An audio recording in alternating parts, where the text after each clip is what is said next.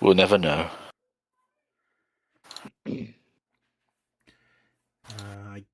It seems we're online, maybe. I think, yeah.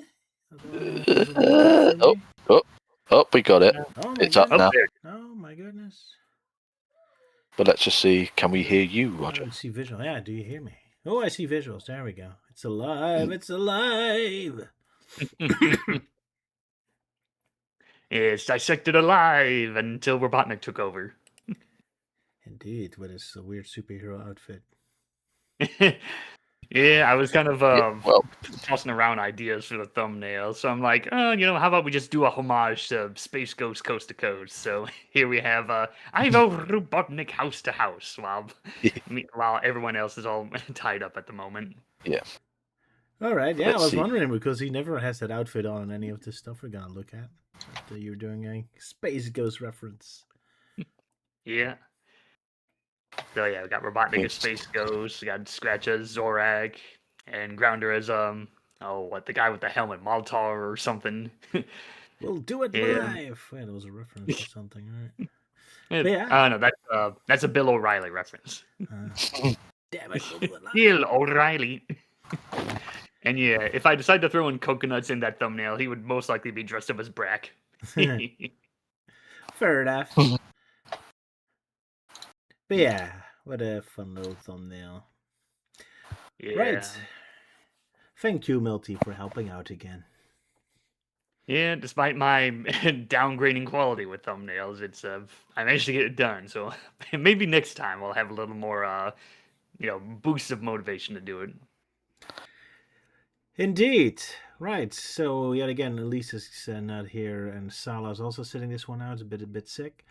Bit of a shame because we were gonna say goodbye to Michael Donovan, Wes Weasley today. So it would have been nice if Sala was here. Yeah, it's kind of a sad moment because not only are we covering the last episode of Adventures of Sonic that features Wes Weasley, but also because of the recent news that came out that his voice actor passed away this year.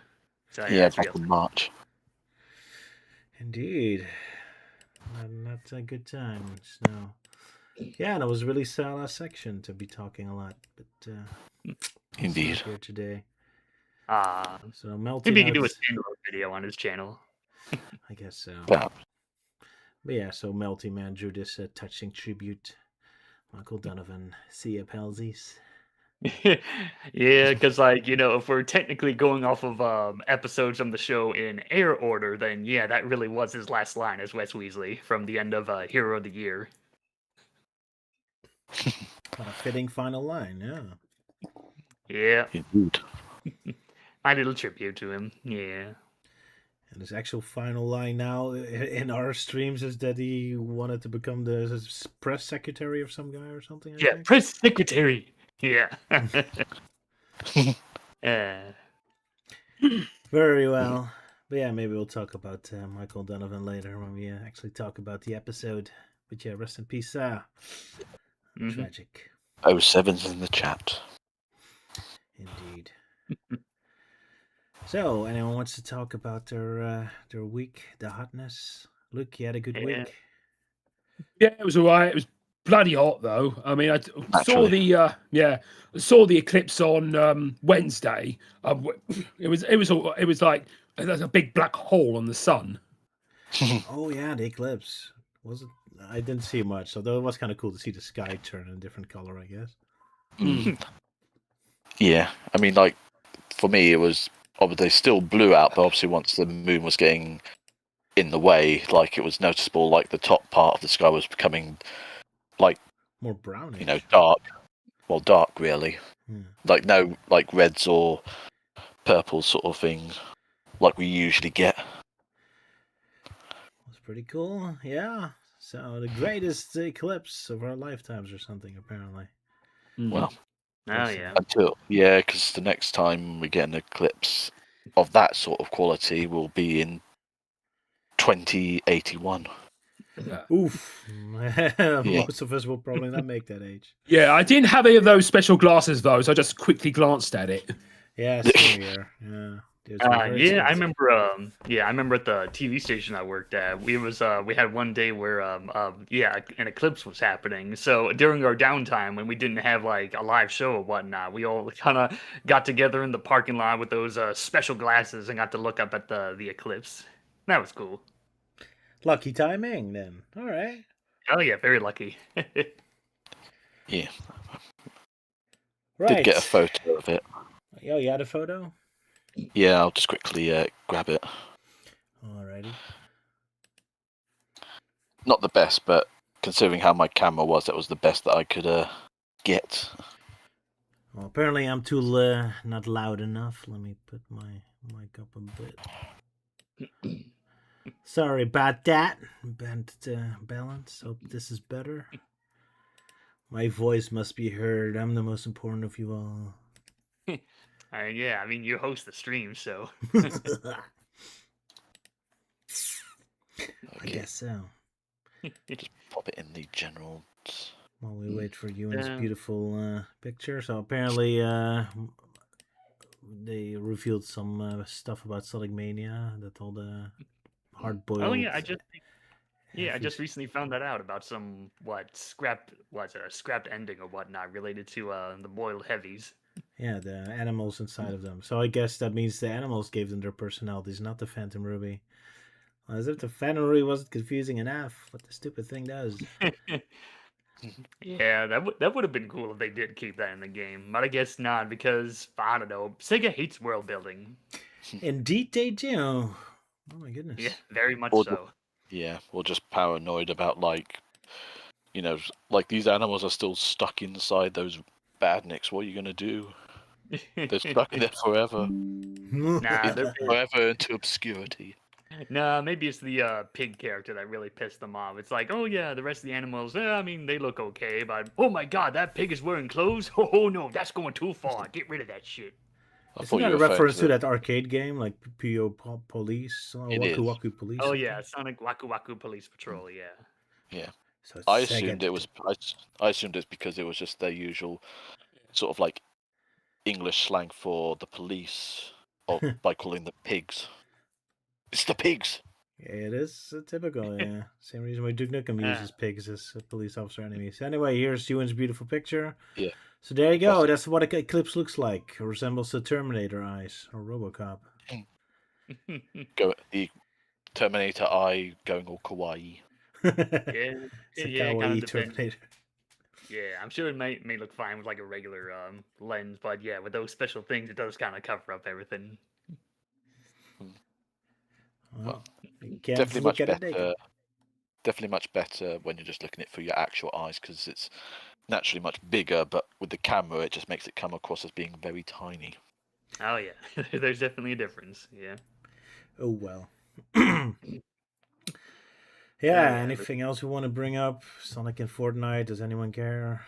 Yeah. Oh, fuck that. Well, only just recently pointed out that over at the Sonic Chaos Emerald Hunt, that apparently people being given the freebie sort of Fortnite Sonic comics.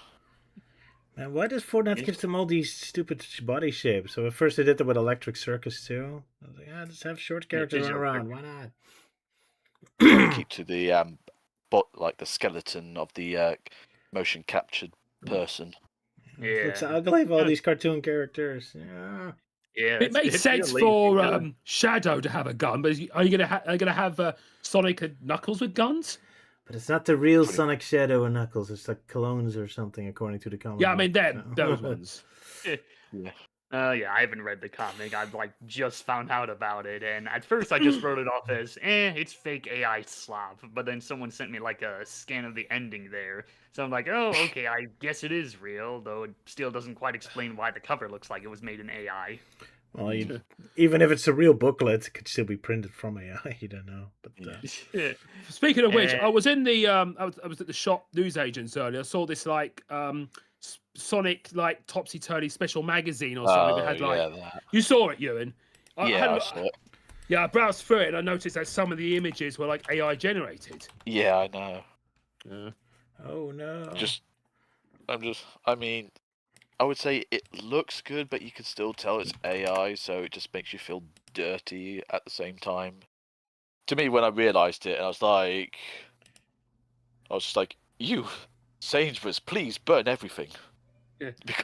Because it's just like tainted everything around it. So I demand Sainsbury's, the supermarket. The one I saw was at the TJ Jones down South and High Street, which is closing down. Yeah. I mean, I did take a photo of it, at least the cover. Good, because I can't find it. Well, it had some information about the movies, and like it had some information about what's the best highlights of the movies. And in Sonic 3, I was expecting the one of the highlights being like Robotnik fighting Gerald, but it wasn't there. How dare they? Yeah, just give me a moment because it's on. Is it the magazine where it shows like the Sonic 2 cover with the tornado and all that? That's all like. Oh yeah, that's an image from Sonic 2. So that's AI. Yeah, well, no, that's not AI. But it's the stuff that's on the inside. Okay. Awkward. But yeah, as it says Topsy Turvy, so one side is about the Sonic movie, and the other side is about Sonic in general. Yeah, I know there was another magazine that I had gotten that was was it the Unofficial Guide to Sonic? And like sure it was unofficial, but hey, unlike Sega, they actually acknowledged stuff from the forgotten era of Sonic. So like the shows and the comics and whatnot.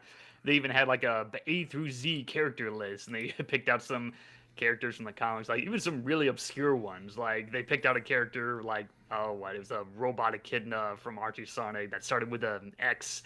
And I can't remember the name, but then again, it was a very minor character. But it's like, sure, it looks neat and all, though it still doesn't quite explain why they used fan art of, like, was it the Roadrunner character from Archie Sonic and Mighty? Now I'm like, for the, I think his name is Jolt or something, I can't remember the top of my head, but like, sure, fan art, I can understand that, but Mighty, I mean, come on, the guy has like official renders. Why the hell are you relying on fan art for this guy? Oh, well. Find decent enough official images, so they had to resort to the fans. I mean, it's happened before, like with the Bio-Lizard, where they had to use Alexandra's like picture of the Bio-Lizard. Oh, really, Alex? Yeah, double A. Yeah, that was back. Yeah, that was back in for Sonic's 20th anniversary. It was like a Games Master special. Oh wow! Okay. Could have figured that Double A would be the biggest Bio-Lizard fangirl. I didn't know she was into the Bio-Lizard. Well, she's into Shadow, so Bio-Lizard comes with the territory, I guess. Yeah. All right, last time I teased talking about the Sonic manga, and we never did. And we got some angry people at it, so I guess we could talk about it a little bit today. Well, by angry people, he means Rhino Benka keeps constantly pestering us on why we never talk about the Blade of Courage manga. Maybe some silent other people, you don't know. Well, I don't know. Rhino's been like the most vocal guy in the live chat, so I haven't seen anyone else complaining about it. I know, Rhino just demands to know what such superior minds such as ours think of this manga. Yeah, like especially now there's been given, an official English translation, but only in digital stores. Because fuck physical media, because they're taking a page out of Sony, I guess. But yeah, I guess I'll start. So my thoughts on the Sonic Blade of Courage manga is, I don't know, I haven't read it yet. Oh, well, that's easy. Same story. So yeah, next. Yep, same story with me. Not read it yet. I remember parts of it. It has a kid in it, and there's this woman who's like some kind of ancient girl or something. And more aggressive like, Tikal, basically, yeah. And she's the sword, I think? Yeah.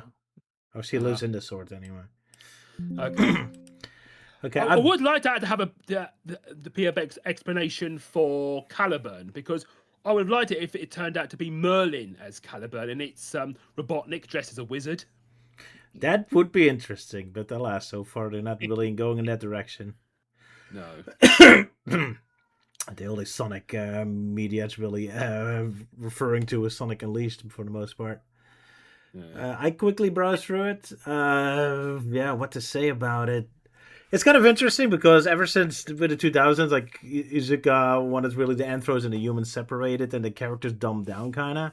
And it feels like now we're really getting to see the Japanese version, because so far everything we had is always the American interpretation of what Izuku wants, and this feels like, okay, this is what they really had in mind, because it really feels like it's a bit of a reboot. Heck, I think they wrote a bit that Sonic has to explicitly explain that he's fast, like several times. Like it's almost like a parody panel here. Like I'm Sonic, a speed of sound hedgehog, sound of speed hedgehog, Sonic the Hedgehog. Oh, it's Sonic! Like they keep repeating the same explanation several times in the same page. Like, geez, we know. Yeah, that sounds very Japanese, and how they just repeat the same names and all that. So it's just Sonic, or other characters are there as well. Other characters show up, kind of. I mean, Tails, Knuckles, and Shadow and Eggman, but that's pretty much it. It's really just generic anime with a couple Sonic characters stapled on. Yeah, that's kind of the thing. I mean, I kind of like it to a degree. It kind of reminds me of some of the older animes, like Yaiba or Doraemon or something. Like it's really like a kids anime stuff. But yeah, Sonic and Friends really feel stapled on. Even though it's supposed to be like an introduction to them, but we get absolutely zero context of them. Like we have no idea. Sonic is just there. People just know him. There's no explanation how it works. Especially bad with Shadow. He just steps into the story. You have no idea why he's there or how he knows about the plot. He's just there, just to be like, oh, you can't save the world. You're too weak. And the kid said, oh, but I save people and friendship. And oh, you inspired me. I'm gone now. I can imagine it being like, in a sitcom where a guest star just walk through the door, says his line, and just walks out. That's a good take, yeah. It's the anime equivalent of a sitcom. Yeah, that's you can pretty much say that, yeah. He just steps in, they just say the faker lines, they have a pointless fight, and he's out of it again. I have no idea why he's in the plot. It's kind of funny, like, he's angry at the kid that he's too weak to save the world, but Shadow himself never bothers to interact with the story anyway, so he doesn't give a damn about saving the world either. I'm just here for the paycheck. But yeah, the characters really feel like stapled on. One detail I like is that Tails works in the Spagonia University basement. That's a nice little detail. I mean, if you're going to put all the characters only in the human world, I guess that's the most logical place to put Tails, since his workshop doesn't exist in this universe, I guess. And they do a weird thing where Tails is very creepy and knows everything about the kid. Like, he really can tell him what romance he has and what his favorite food is and all that, but they never explain why. It's just all the characters just know everything, I guess. Oh, like with Tails in the second Sonic movie. Like pretty much, yeah. Yeah. I guess that's the thing with Tails. He just knows everything now. He knows all your secrets. He has cameras everywhere. He has cameras everywhere, yeah. Even better, he really even looks menacingly when he says it. It's like, oh, well, there you go, everyone. Yeah. He knows what you masturbate to. My favorite subject is archaeology. Forget Big Brother, Tails is watching you. Indeed. But yeah, Tails, Knuckles, and Shadow show up for one chapter and that's it, and then they're immediately out of the story. So for the most part, it's really just Sonic in generic anime land. So yeah. But yeah, I imagine I'll probably give this manga a chance, like, especially now that I've officially called it quits on IDW Sonic. So, like, okay, I guess I'll finally give the manga a chance. We'll see. Fair enough. I mean, at least more stuff happens. So, but yeah, that's because it looks actually more interesting and not so fucking boring that IDW is. That I'm surprised I managed to last that long. Because like after I got issue 88, which is at this moment in time the newest issue, I just didn't bother reading it. I think I just finally said, fuck it, I'm done with IDW Sonic. I'm no longer keeping up with that boring series. Indeed. The irony if suddenly the comic suddenly got interesting just the moment you stopped. Well, I mean, I'm already dealing with some irony because, like, when the comics came out, I was like very optimistic, and that now very outdated Sonic Dissected episode I guest starred in. It's like, oh yeah, action packed, blah blah blah.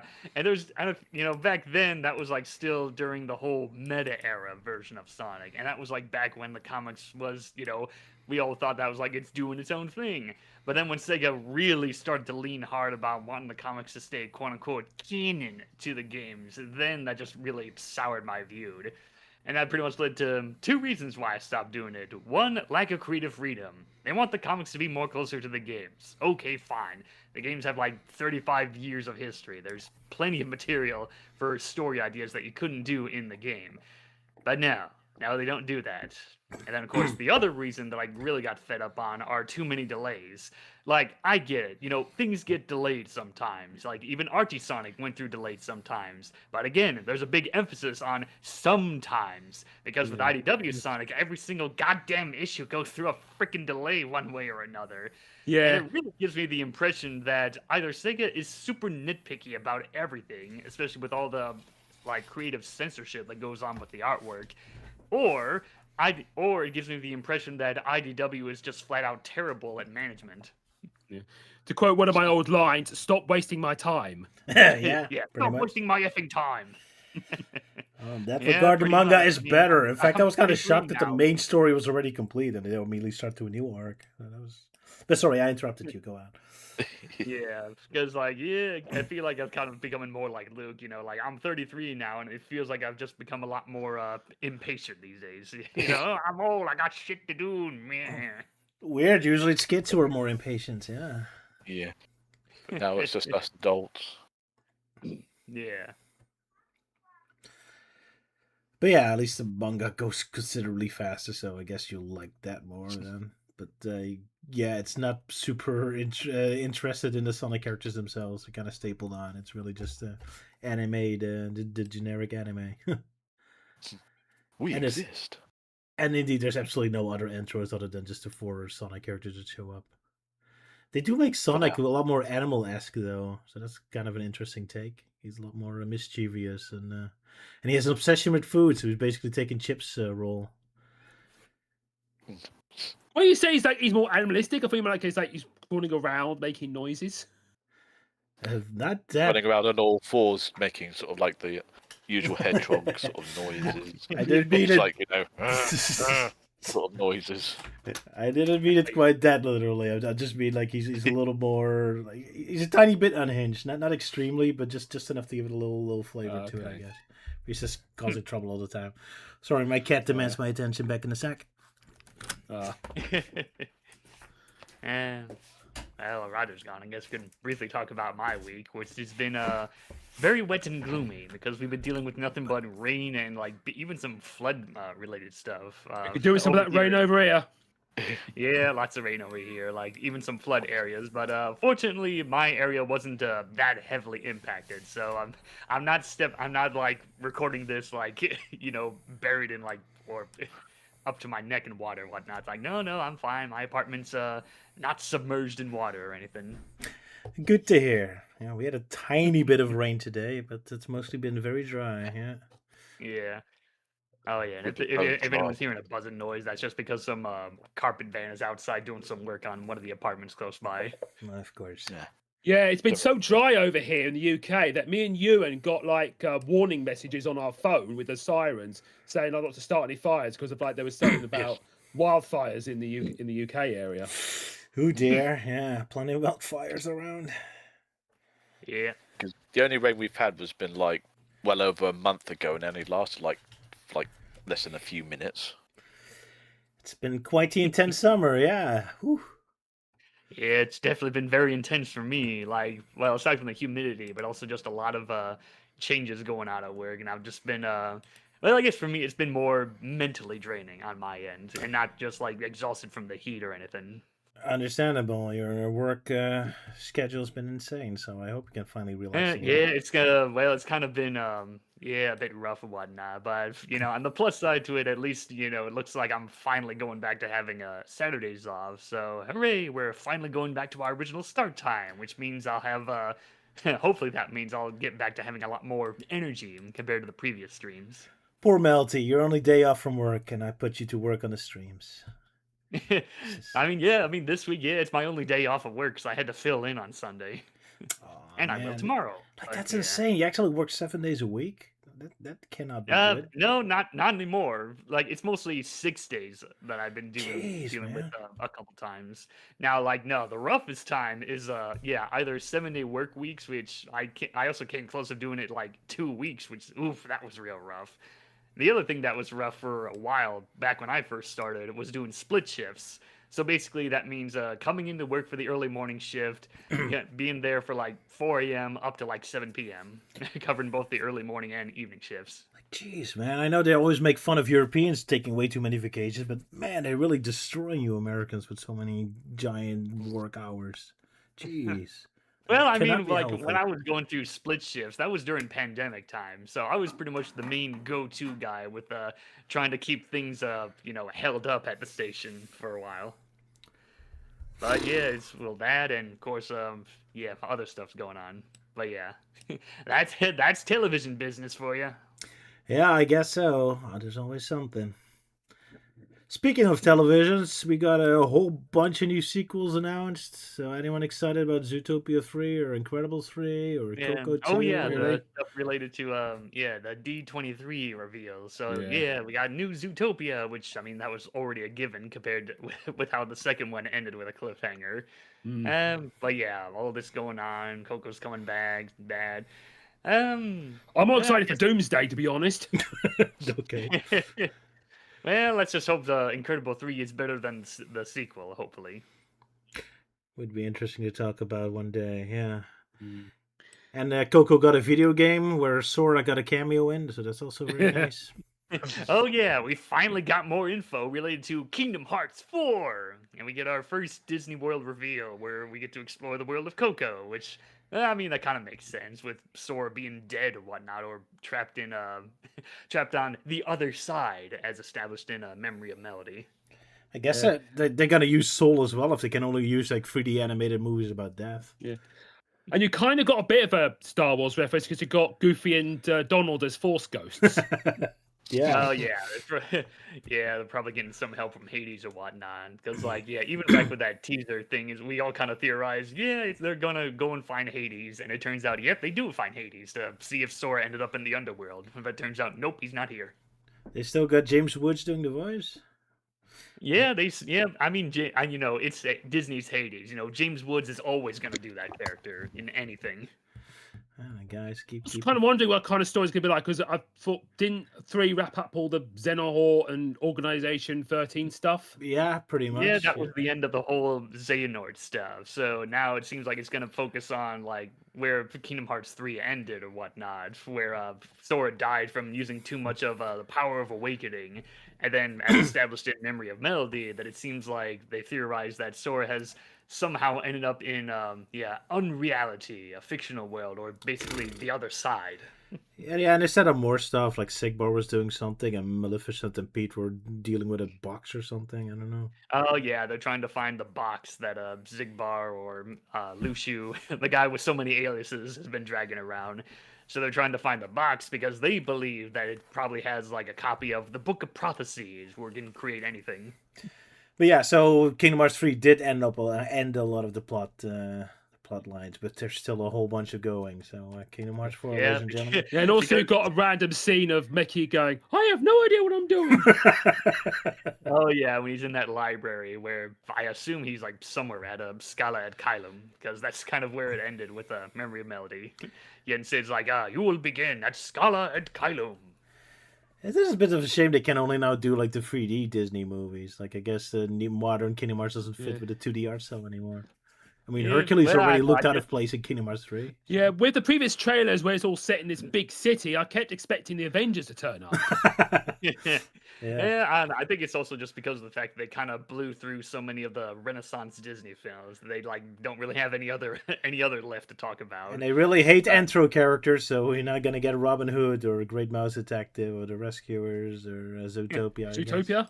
I mean, Zootopia could be a possibility, but who knows? If we're going with the whole death theme, then I guess okay, Coco makes sense. Then here's an idea. How about that live action film, The Devil and Max Devlin? Yeah, that one Disney film that features Bill Cosby as the devil. Hoo-hoo. Oh dear. Yes, that's a thing. That's a thing I like to joke about. It's oh yeah, remember that one Disney film where Bill Cosby played the devil?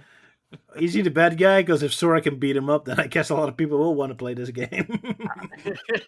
I don't know. I haven't quite seen the film in full because it's a very obscure film, and because of the guy playing the character, then you're definitely not gonna find it on Disney Plus. No, probably not. It's in the same spot as the Song of the South, probably. Yeah.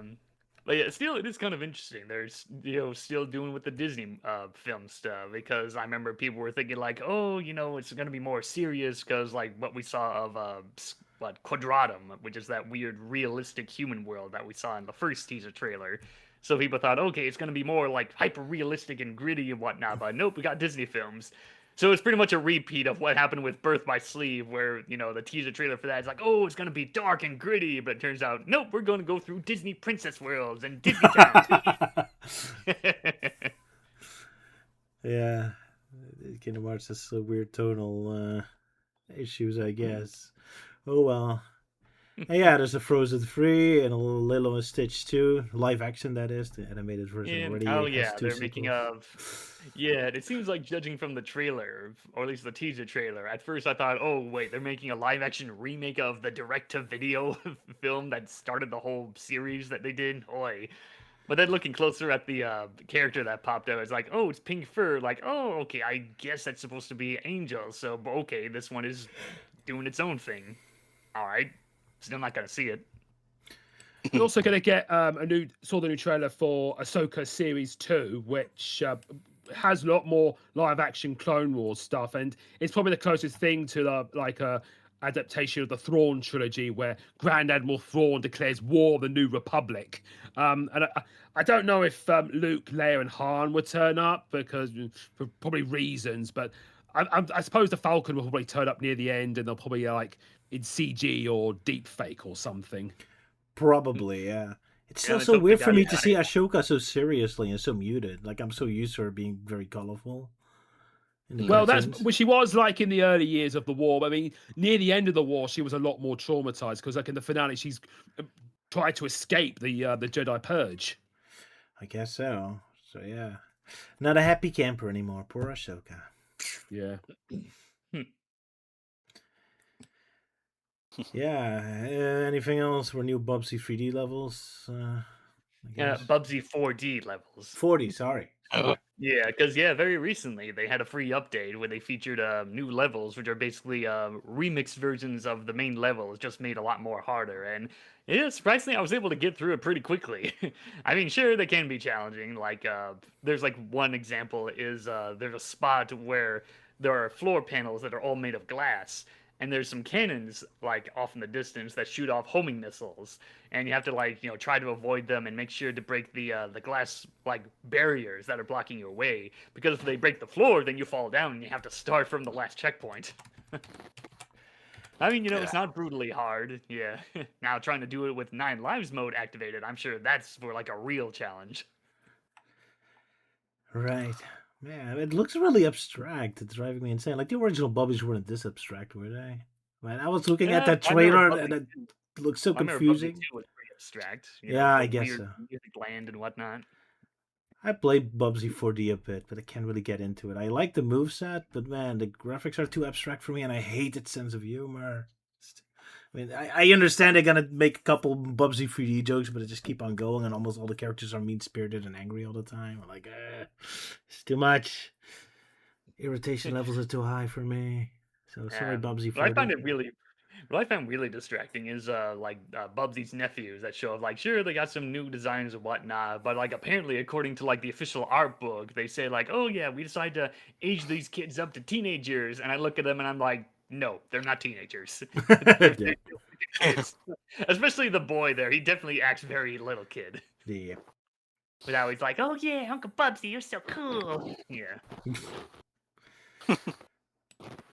Guess so. Yeah. And apparently we got new Virtual Boy games coming out by Nintendo itself, shockingly enough. Oh yeah, there was some talk about there was a canceled Virtual Boy game that they decided to just throw onto the Nintendo Switch Online thing. So it's being readily available for the first time in decades. I'm still like, why wasn't this on the 3DS? That's the system you should be using these on, damn it. Yeah. Missed opportunity. Yeah, dropping the ball. Yeah. I would love to have played the Boyerland Virtual Boy on the 3DS. Yeah. Oh yeah. Yeah, I played that through emulation, and yeah, that one's fun. Of course, you want it with a 3D effect in 3D. I mean, hey, like Nintendo took too damn long to port Virtual Boy games onto like an official console. By that point, everyone's already so used to just playing the Virtual Boy through emulation. That's true. That's true. Yeah, missed opportunity. But there we go. So after Star Fox 2, here's another bunch of unreleased Nintendo games. Kind of cool they're doing that sort of stuff. Wish Sega did more of that. Always fun seeing unreleased games suddenly pop up again. Why not? Yeah, If they're already laying around in a vault somewhere, just bring them out.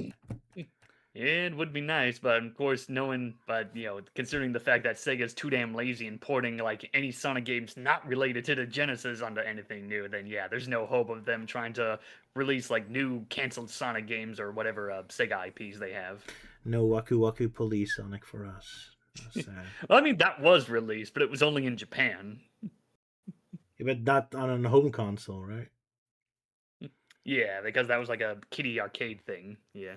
Maybe in one of the Yakuza games, who knows? Because that's the one place where they do release their unreleased games sometimes. Like Scott and Daytona 2 and all that. So I guess Sega is bringing their unreleased games out. How nice. Anyway, I guess we wasted enough time, unless there's anything else people want to talk about. Anyone wants to talk about Agent 64 or Chaos 64? Like, because Nintendo 64 games are also coming back. Or shall we move on to the main projects of today? Yeah, I'm ready to move on. Yeah. Let's move on, because we're wasting enough time, and Sylvie's going to get angry at me. For Lifestyles of the Sick and Twisted. Dun, dun, dun. And I got to do the intro for this one, which I really brought my A game back for this. Nice, nice. So, everyone sit back and enjoy Melty's YTP for this one. You guys got it? Yep. Oh, hold on. Just kind of... Had pinned it. Yeah, jump here. Okay. Yep, I'm ready. Then, let's get to Lifestyle of the Sick and Twisted in 3, A2, A1, A go. This is not a what? Don't call it a what? Call it a what?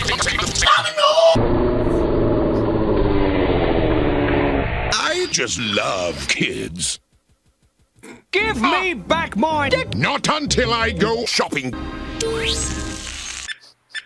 Oh, shit.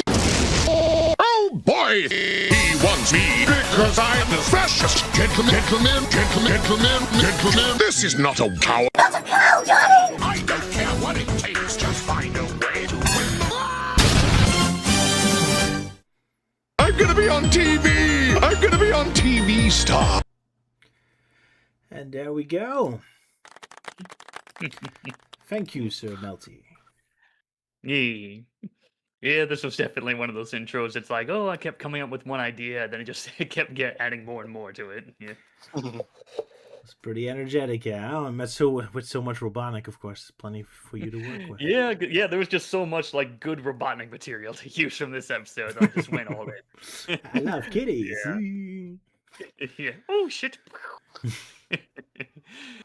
And then, of course, I had to throw in a Archie Sonic reference because, like, not only that, but it's also more of a reference to a YTP MV from ancient times called "It's from the Show," originally from it's a username which is basically Mama Luigi spelled backwards. Oh, okay. Yeah. And also throwing in that one little clip at near the very end of the Sonic Underground Robotnik's radio being warped all the way to the event. Oh yeah, that was just me like recycling a gag from when I put together that compilation of us doing those different takes of the whole "Where are the hedgehogs heading?" meme. So I'm like, yeah, I mean that's where I got the clip from that episode. So like, sure, let's just throw that in, just to, in case anyone missed it out from the live stream. Very clever. Very clever indeed. Right, and which poor, dumb, stupid, moronic idiot is going to do the synopsis for this one? All right, me. Oh, boy. Yes. Oh, I thought I was doing it. Oh, yeah, you were doing it? Yeah, I was like, well, so... Oh, no, wait, no, I think it was Salah that was doing the second episode. Yeah, but he's sick, yeah, so...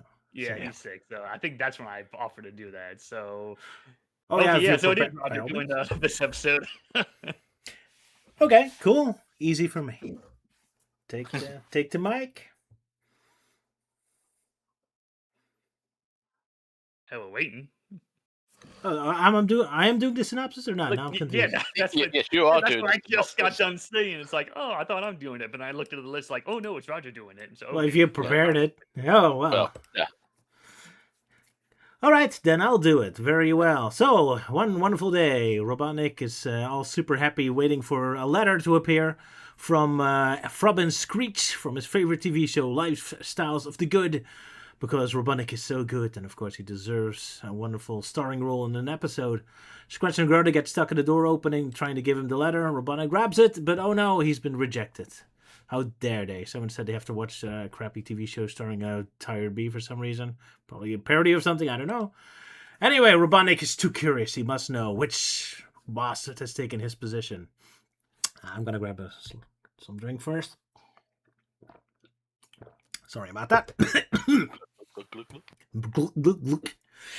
Yes, because apparently Robotnik expects that 5 seconds after receiving the letter, the entire episode would immediately be filmed and live broadcasted on television or something. I'm not sure how he expects the timing of this to work, but whatever. Anyway, of course, unexpectedly, Sonic is the guest for this episode, and we finally get to see a little glimpse of Sonic's personal life and his home style, which is basically just torturing Scratch and Grounder. Of course it is, that murder clown.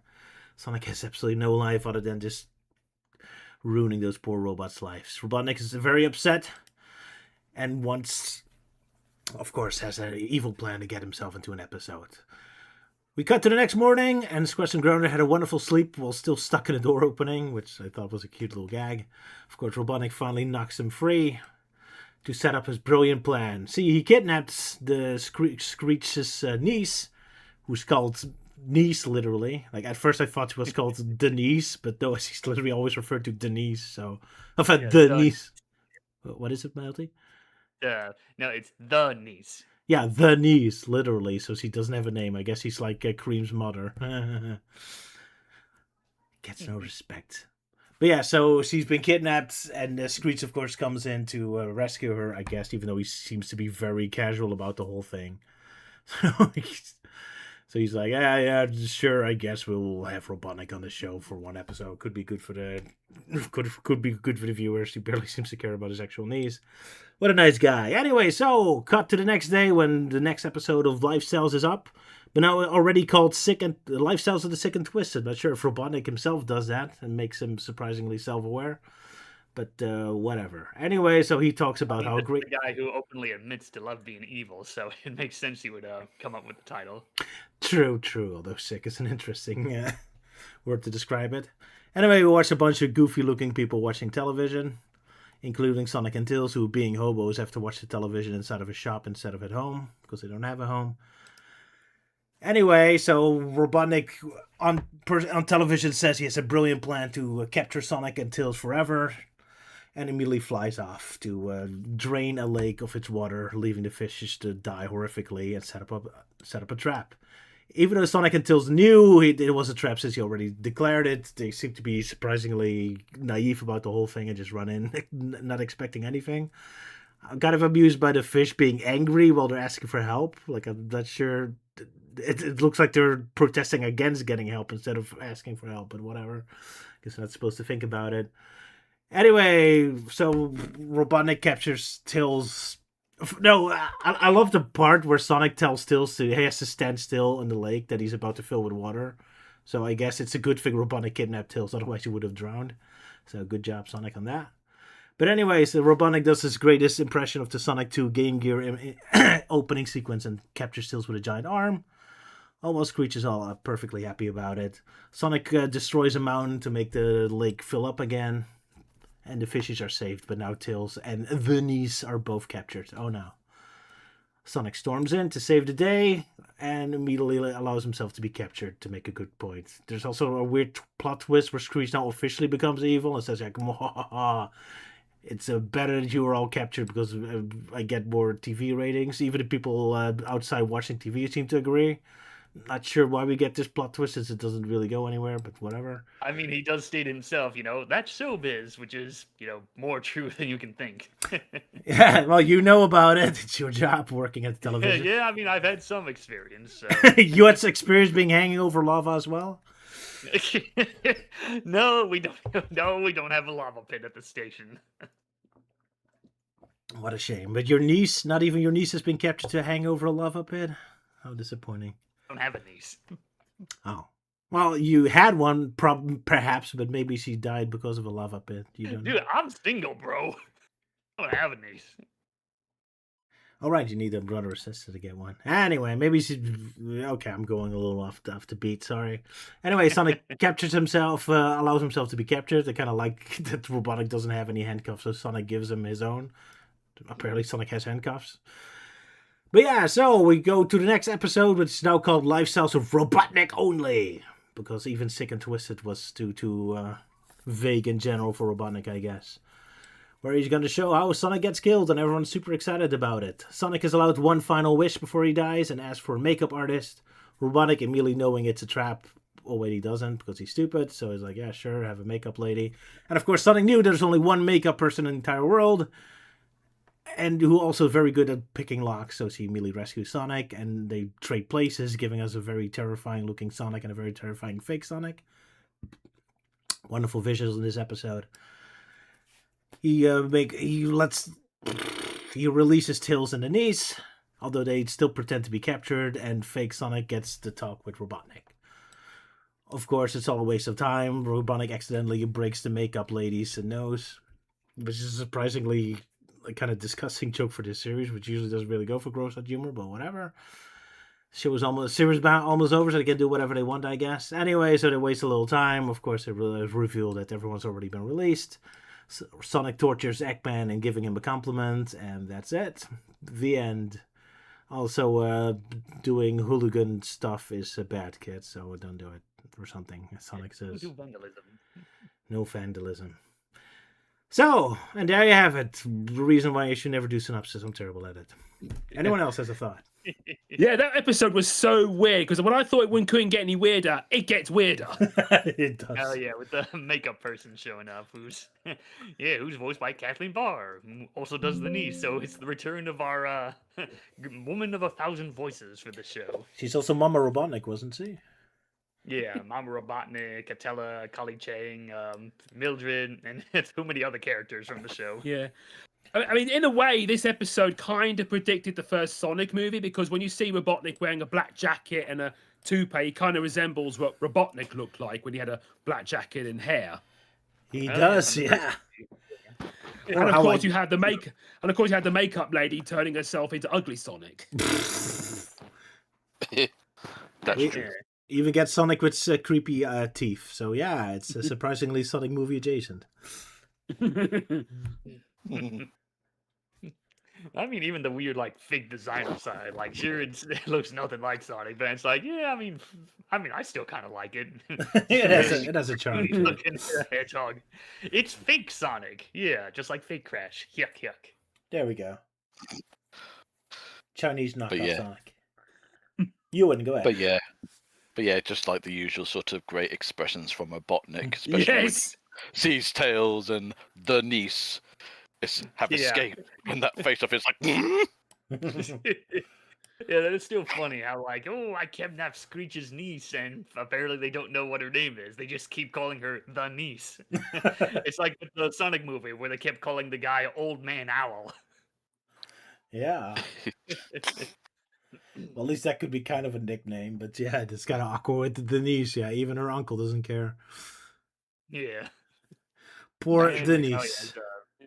I mean, one of my favorite expressions is where Robotnik is looking dignified and Scratch is like, "What the hell is wrong with your face?" Oh yeah, when he has that like serious like look to him.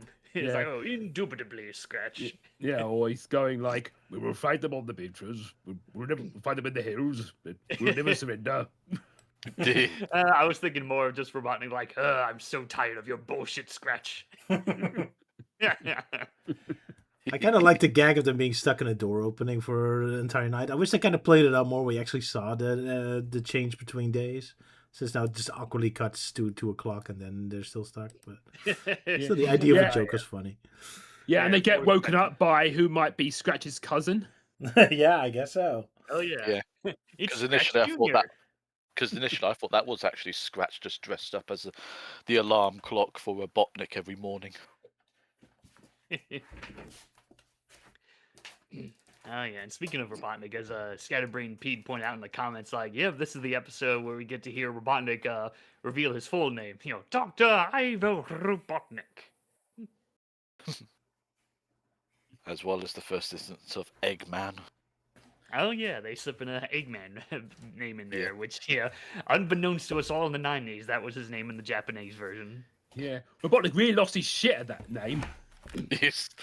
And of course, when you rewatch these sort of episodes and check the timeline, you can see there's like a bit of a massive spike the moment that they say Eggman. Because it's like, oh, this is the episode. Especially when he Yeah, does I the mean, song stuff, when he starts singing. Like, that's definitely meme stuff, I'm pretty sure.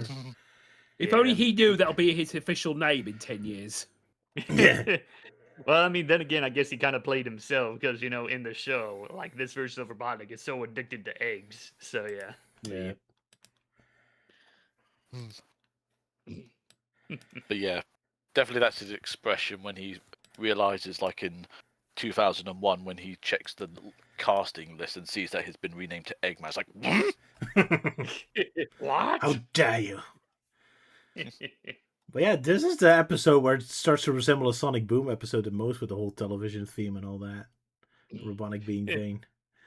Well, at least it's a lot more entertaining than how boring the whole television stuff was in Boom. True. Which was, well, I don't know. They had what Eagle? What's his fuck? Yeah, you're so boring. I can't even remember what the hell they did with Storm the Eagle, you mean? Storm the Eagle. Okay, I guess that's his name. Yeah, he would totally take the place of Frob and Screech in this episode.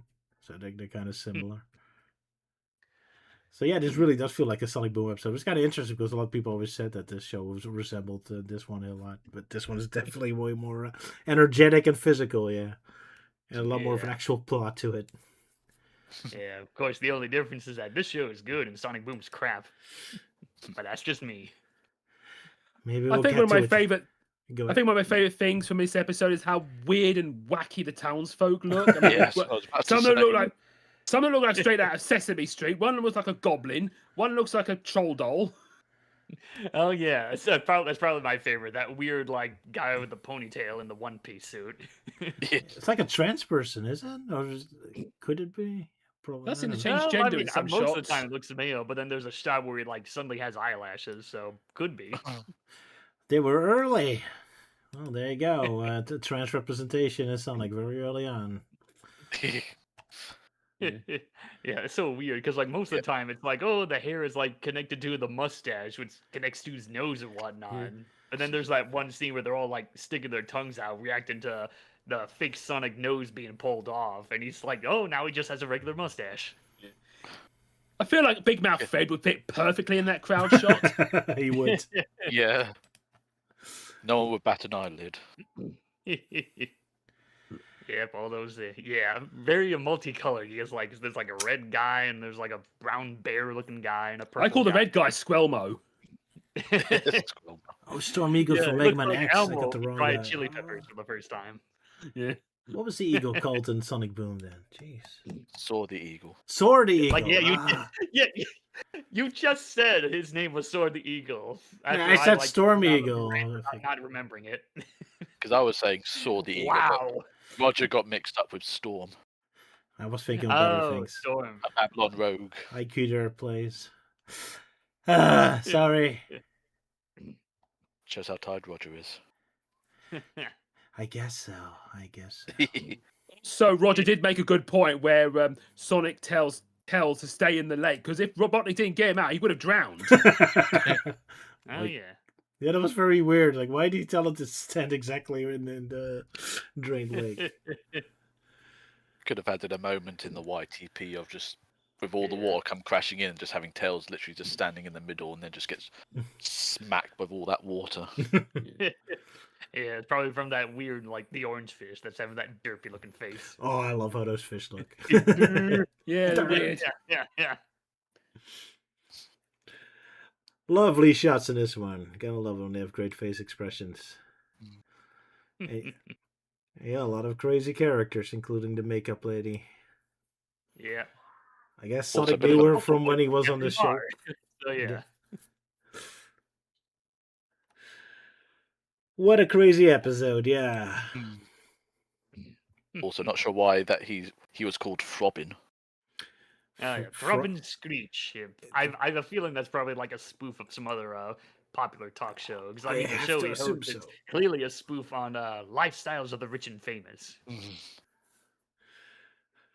Just how Probably. Robotnik pronounced it, though, it's just on that sort of level of where, you know, he could say like Robin Penis. Throbbing Pingish.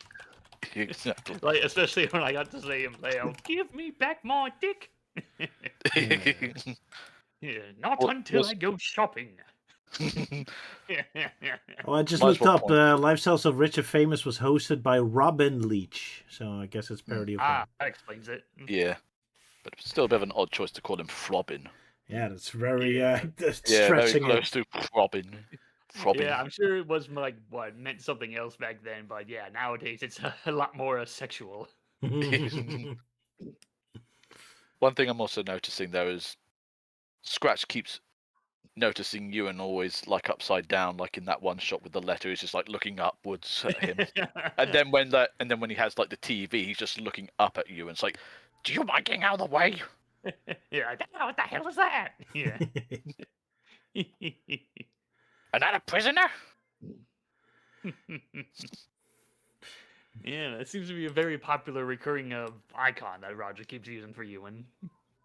Just upside down, and naturally we have to see, you know, if any of these screenshots have like stare at anyone else at the bottom. I think that, one of my other favourite shots of Robotnik is there's in one shot he looked like Angry Kid, and in another he kind of looks like the man who laughs with his eyeball just kind of going up. And of course when he's in his Eggomatic with Scratch Grounder and Throbbing, he looks like he's like going way too fast and getting really annoyed. and also one of his gloves is missing. Oh right, yeah, I just noticed that. He went so fast that he lost one of his gloves. Continuity errors. Scratch is the only one who notices. It's like, oh, naked hand. Great stuff. Yeah, especially since this is the origin of that YTP bid where someone's sentence makes Robotnik to say, forget the fish. Okay. Another classic. Yeah, I figured this one would be very popular with YTPs considering how much Robotnik talks in this one. And how goofy he looks. Yeah, it's a very popular Naturally. source that people use for YTP bids. And of course singing, yeah. Yeah. Also, Scratch and Grounder likes watching a TV show involving a very sick bee, and I kind of make a bit of an Archie Sonic reference to it. Those drug-filled chili dogs. Oh, a Charmy reference. Oh, no. Oh, yeah, the poor Barfy, yeah, Barfy the sick bumblebee, or whatever his name is, yeah. Poor guy had too many hot dogs that were laced with sunshine... Crap, what is it? Oh, yeah, what? Ah, crap, I can't remember it now. I'm ruining my joke. Oh, no, Melty forgot something about Archie. Sundrop something? Oh yeah, lemon sundrop dandelion. That's what they tried calling it in Archie Sonic, you know, even though it's clearly LSD. So yeah, poor Barfy had too much hot chili dogs laced with lemon sundrop dandelions. Classic. Oh boy.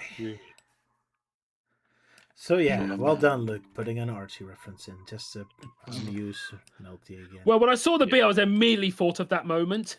Yeah. Yeah, because that's the thing. Yeah, my kid dies from chili dogs laced with LSD. Dark Yeah, energy. poor Mellow Bee. And also, it's probably the first time we've seen a bee in a Sonic cartoon way before Charmy. Oh yeah, I think this might predate Charmy showing up in Archie Sonic. I can't remember. I just know in Archie Sonic we got to see a few because in Archie Sonic they stick to the whole like, oh yeah, Charmy's actually a prince to a colony of bees and whatnot. And then, like, later on in the series, Robotnik pretty much destroyed the colony and all the characters died or flew away or whatnot. But so, yeah, it was only Charmy and his fiancée, Saffron B, because, you know, got to keep in mind that in Archie Sonic, they stuck to what was established in the Knuckles Chaotix manual, you know, back when Charmy was actually a teenager and not, you know, being reintroduced as a kid in Sonic Heroes. Yeah, very confusing. But they never made Vector like a person seeking God or something, like a very spiritual man. I don't recall him having any, like, you know, spiritual seekings in Archie Sonic whatnot. But it was more the Japanese version, not the American more one. like how he does normally in the games. Yeah. You know, he's always jamming out to his tapes player and whatnot. Yeah, it was more the Japanese version anyway. Never mind. Anyway, anything else about this episode, or shall we move on? Let's see. I feel like I might have had something to say. I'm trying to remember. So yeah, Robotnik expressions, the Eggman bit, and oh yeah, how about like the ending where, like, you know, the iris closes and then the niece like blows a raspberry and then Robotnik suddenly shows up. It's like, oh right, I gotta say my catchphrase. Yeah, they had to let him go to say goodbye. He just like moves over to the shot. It's like, okay, gotta do the thing. And as Sonic makes it do again, felt like they were still having screen time left. Like, okay, I just wasted on some stupid jokes. Yeah, okay, we'll let you go. Just say your line. We have to tie you up again. Yeah, especially when, like, Sonic is, I assume, using a feather to give him, like, the tickle torture, but, like, Robotnik's not laughing, so I guess he just finds it more mildly annoyed by the feather. He's like, get that damn feather out of my face, hedgehog. Yeah, I suddenly realised that this is probably the most diabolical Robotnik has been. Like, he's willing to, like, kill kids in a lava pit. Indeed. Oh, yeah, especially with the choices that they have. Lava boiling your feet or lava boiling your feet? Tell me your choice. Brilliant choice. Such great choices. Good old Robotnik. Gotta love him. Right, next episode. Sonic is running. The most stupid title ever, I guess. I know it's also a bit political as well. Oh, yeah. Sonic is running. No shit. Indeed, that's what Luke said. You don't say. All right, time for the YTP. This time by me. Yeah. The first time I did it since a long time. And I'm way too big and too long and stupid. And I don't know how to make mistakes. 4 years since Roger did an intro. Yeah, you guys ready? Yeah. Hold on. I gotta find it again. So, all right, jump here. Okay, now I'm ready. All right, Sonic runs in a 3, a 2, a 1, a go. Get back to work! Mr. President, in your campaign, you promised to help every young person get a college education. Did you mean that?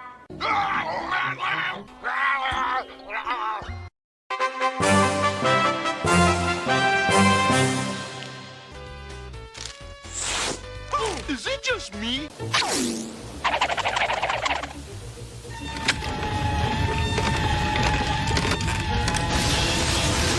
Accused of committing an act of domestic terrorism.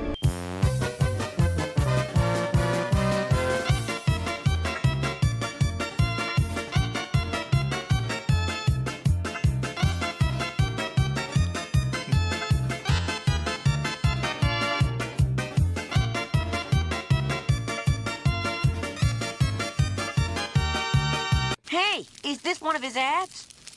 Haven't you ever wanted to return to a simpler time in Mobius? You won't regret buying this little baby. No second thoughts. All sales are final. Flight BA has been delayed. Flight BA has been delayed. Flight BA is now boarding at gate 4. Flight BA has been canceled. Oh, Dr. Robotnik, you men in power are so powerful. I think the reason the game became a legend is because... This is so lame, it's funny. Robotnik for president. Give me a sec.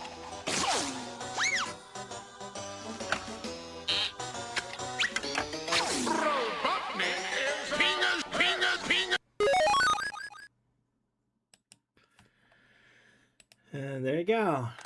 Bravo. Oh, Lordy. And there you go. We've broken a new record of longest YTP intro. Yes. I did it more like an animation than a YTP, I guess, yeah. Inclusive to story why Sal isn't here. Yes. Yeah, I'm pretty much the only one that does like 30-second limits or whatnot. But even then, I've talked about like doing a one big intro for like when we do the Chaos Emerald story. So probably won't be as long as this, but there's definitely going to be a lot of wiki stuff that happens.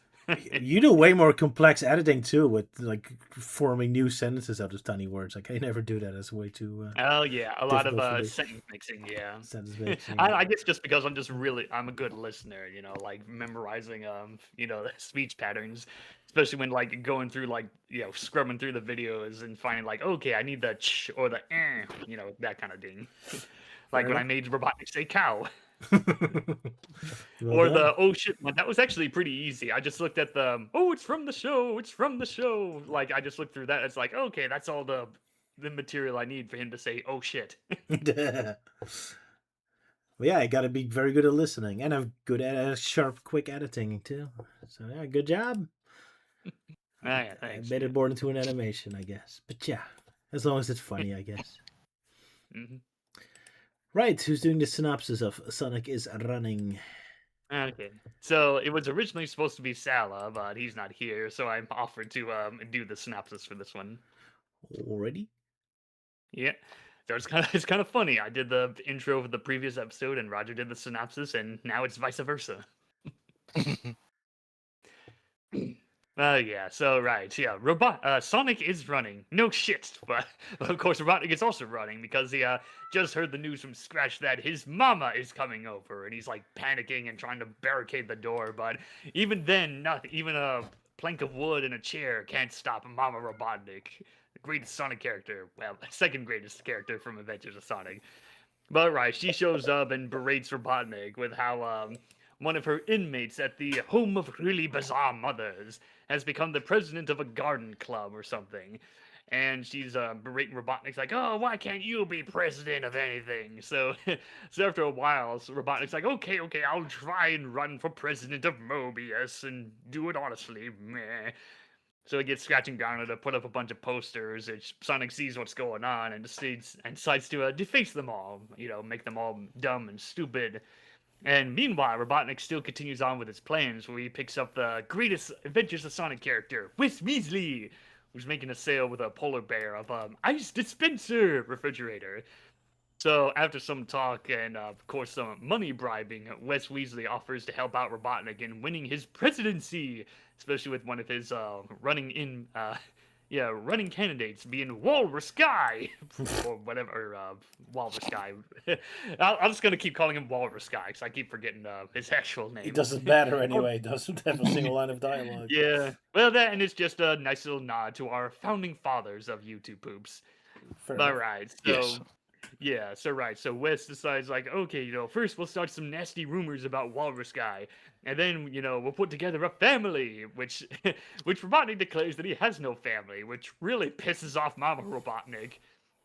So, right, they go with the family plan, where, I guess Wes Weasley must have, like, manufactured this Robotosauger device thing, because he's putting in all these different products and items thing, and he creates the perfect presidential wife, yes man, Robo-Wife, who, of course, is also voiced by Kathleen Barr. So, yeah, then we also get a nice bit of continuity, where Robotnik recalls of how the last time he had a Robo-Wife, it didn't work out with Rebecca. But even so, this new housewife is like, okay, I'll do it for the presidency.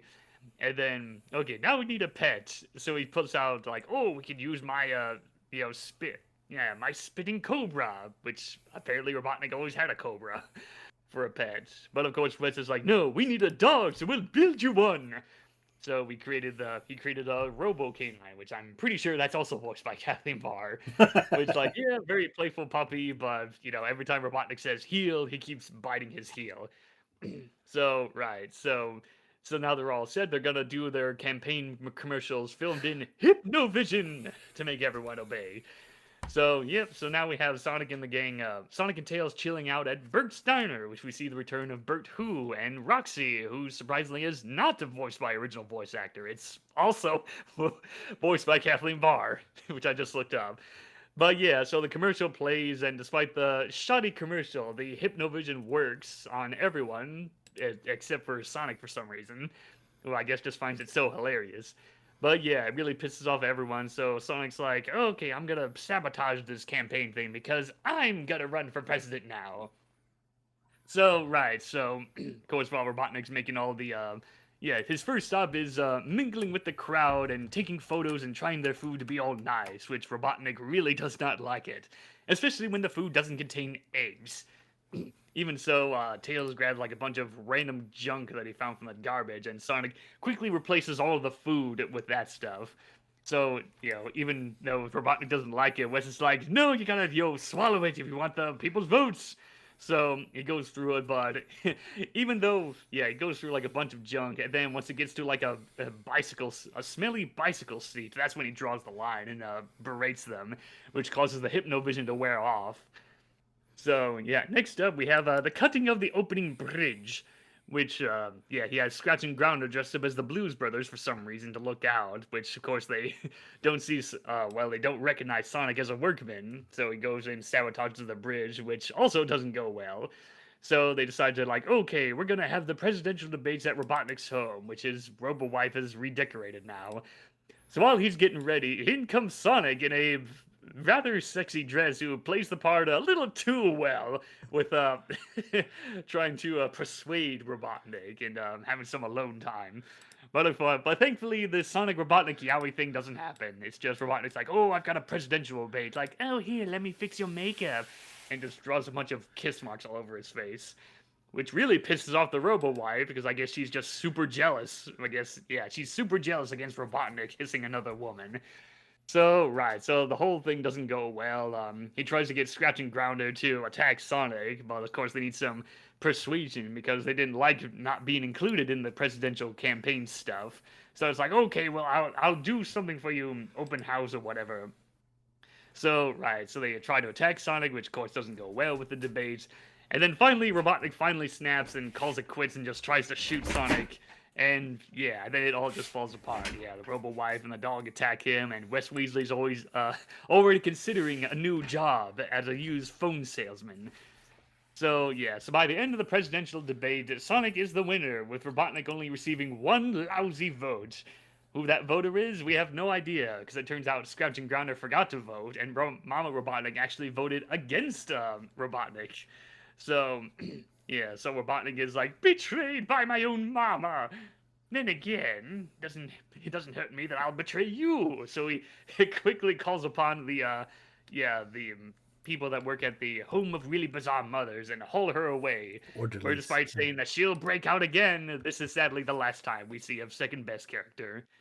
So now that Sonic has won, he hands over the debate to Walrus Guy to be the new president, which Wes Weasley is already ready to become his press secretary, which is also sadly his final appearance.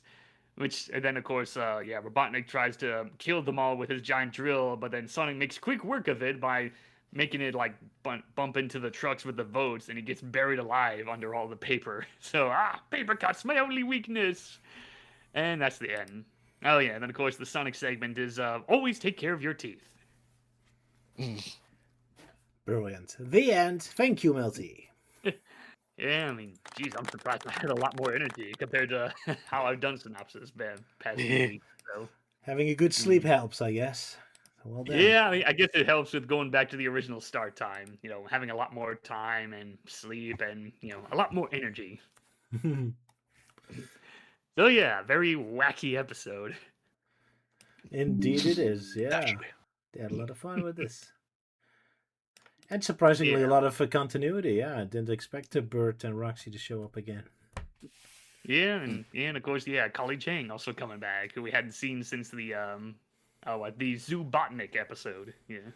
Indeed, and I think we saw the polar bear before as well. Probably as a background part. The polar bear is just a reoccurring design that showed up in past episodes. Probably most notably is the Reezy episode where he's helping out Robotnik. I guess so. Yeah. This just popped into my head, but seeing like how Mobius has this walrus person as president, it suddenly reminded me how like in the world of Dragon Ball, you had like this dog person as the president, and I don't know if he's ever got referred to again. No. Could be. Dragon Ball always had some weird characters in there, yeah. Some of the intros. Like the big guy that can morph into other shapes. Oh, yeah. Wacky. Oh, yeah. So, yeah, speaking of weird, how about the fact that Bird Who suddenly has 2 mouths? Yeah. Because that just looks weird. And also had a chair smashed over his head. Yes. Oh yeah, like I went back and saw that. It's like, yeah, the way they layered that character, yeah, it really does look like fucking Bird Who on the head with that. Yeah, because I think he was on the wrong layer, and it just looked as though the guy just randomly whacked Bert over the head. I thought it was like they were under hypnosis. They can't feel anything. Yeah, maybe. Yeah. I guess that guy's just like, ugh, I hate green. It's just so funny, like how it just like comes so randomly with how it's just layered up, put on the wrong layer. It's just like he took great offense to Bert like turning Sonic into a smear frame. It's like, how dare you turn Sonic into a smear frame? Fuck. It almost kind of looks like he's like smacking him across the face, like that for the smear face. Yeah. Sonic deserves it. How dare you laugh at our Sonic? And also, I love Sonic's expression when you see him in the cafe. He was like, "Don't look at that guy's head. Don't look at that guy's head. Don't look at that guy's head." No, don't look at Roxy's head. Yeah, it's weird watermelon head. Yeah.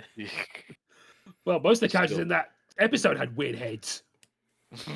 Oh yeah, because it's the return of one of the weenie people. Yeah. So much continuity in this one. And also has a couple of superheroes there as well. Apparently so, yeah. Oh yeah.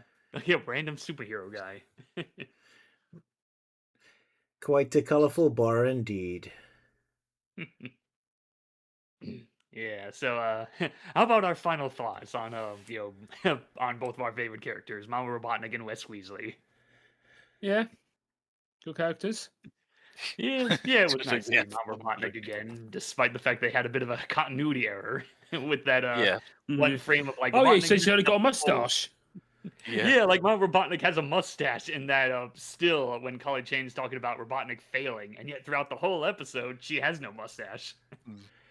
Maybe it should. Perhaps they should have written archival photo. Then maybe they could have got away with it. Yeah, maybe. But yeah, then again, Mama Robotnik's mustache has always been very inconsistent in the show. Yeah.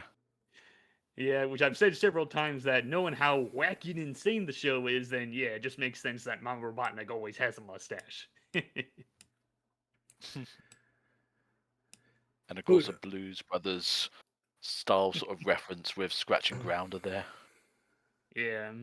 And you know what's surprising about the character is that, despite being the mother of Dr. Robotnik, there's never been an episode where she actually says his catchphrase. Oh yeah, good point. Yeah, so maybe one day if I'm super lucky and meet Kathleen Barr at a convention somewhere, maybe I can pay her to say I hate that hedgehog in Mama Robotnik's voice. If she could still do it, it's not an easy voice to do. I hate my son. I hate Robotnik. Yeah, maybe. I know she voiced a character in Mega Man Fully Charged that kind of sounds similar to Mama Robotnik. So, but yeah, who knows if she either remembers the voice or if she can still do the voice. Because I imagine that's probably a pretty tough voice to do. How gruff it sounds. I mean, in a sense, Gerald in the third movie is like a spiritual successor to Mama Robotnik. In a way, yeah, I guess so. Yeah, kinda. To a degree. Yeah, the only difference is that Gerald is a lot more well, I guess more sane, but of course I guess depends on which version we're talking about, the games or the movie version. Yeah. He has a better temper for the most part. Yeah. He's more mellow in the games, while in the movies he's a lot more wacky. The bit where we see Sonic running for president, of course I had to break out that old reference with Sonic X where Jerome Weiss rushes in to tell the president in this rate Sonic will be elected president. Surprised how often Sonic gets in that situation, yeah.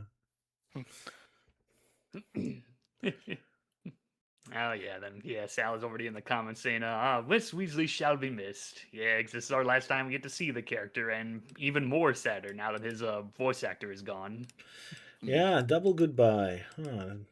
Puts a damper on the whole we're definitely reaching that point where we'll be saying goodbye to certain reoccurring characters, like especially next time where we'll be saying goodbye to a certain robot. True. Coconuts? True. Yeah. Yeah, I think I got a really good shot of Wes Weasley like grinning with his arms closed, with the people behind him. It's like that video where this guy is like saying, "I'm going to end that man's whole career." Yep. He looks wonderfully smug in this episode, especially during the food sequence. I just love the grinning dog guy because he looks like he's having the time of his life. I think that's I think that was like a background character that was used in a different episode. Because I remember like Roger did a drawing of me or someone in that Yup. It is a wonderful face, yeah. Yeah. And then, of course, as I pointed out, the guy behind Wes Weasley in that shot, and I'm just like, oh, hey, it's Wes Weasley's dad. 'Cause, I mean, he looks similar to him and has the glasses and even the floating hat gimmick. Yeah. That is very typical. Comes naturally support his son during the great moment of his career. Yes. How wonderful. And also, you got all these characters with their food from like different regions, which probably like it's based on Earth. So I guess there's a version of France, which is probably where Antoine is from. There's a Mexico, I guess. Oh yeah, there's like Japan, Mexico, Italy, and French. Which I kind of dig the French poodle. It only shows up for like a few seconds, but hey, she could be a fun character to like given the updated design, like what people do with other Adventures of Sonic characters. Yeah, could have been interesting. Yeah, I just think she has a nice design. Yeah. Of course, the cat cool. I also just noticed that when being told to print out posters, they just happen to conveniently have a printing press lying about. Of course it would. Well, I mean, Robotnik is very vain, so it would probably make sense. Indeed. It's not the first time he needs a lot of posters with his face on it. Yeah. Yeah. And also, Sonic is probably a lot more villainous in this episode. He's willing to destroy a bridge, potentially harming a lot of people. He's very dark in this episode, yeah. Yes. Sonic the Anarchy. I mean, Sonic is already attacking Robotnik before he did much evil stuff. Well, okay, he did have the Hypno Beam very early on, I guess, so fair enough. But... Yeah, that's the whole Hypno Beam. That's what's motivating him.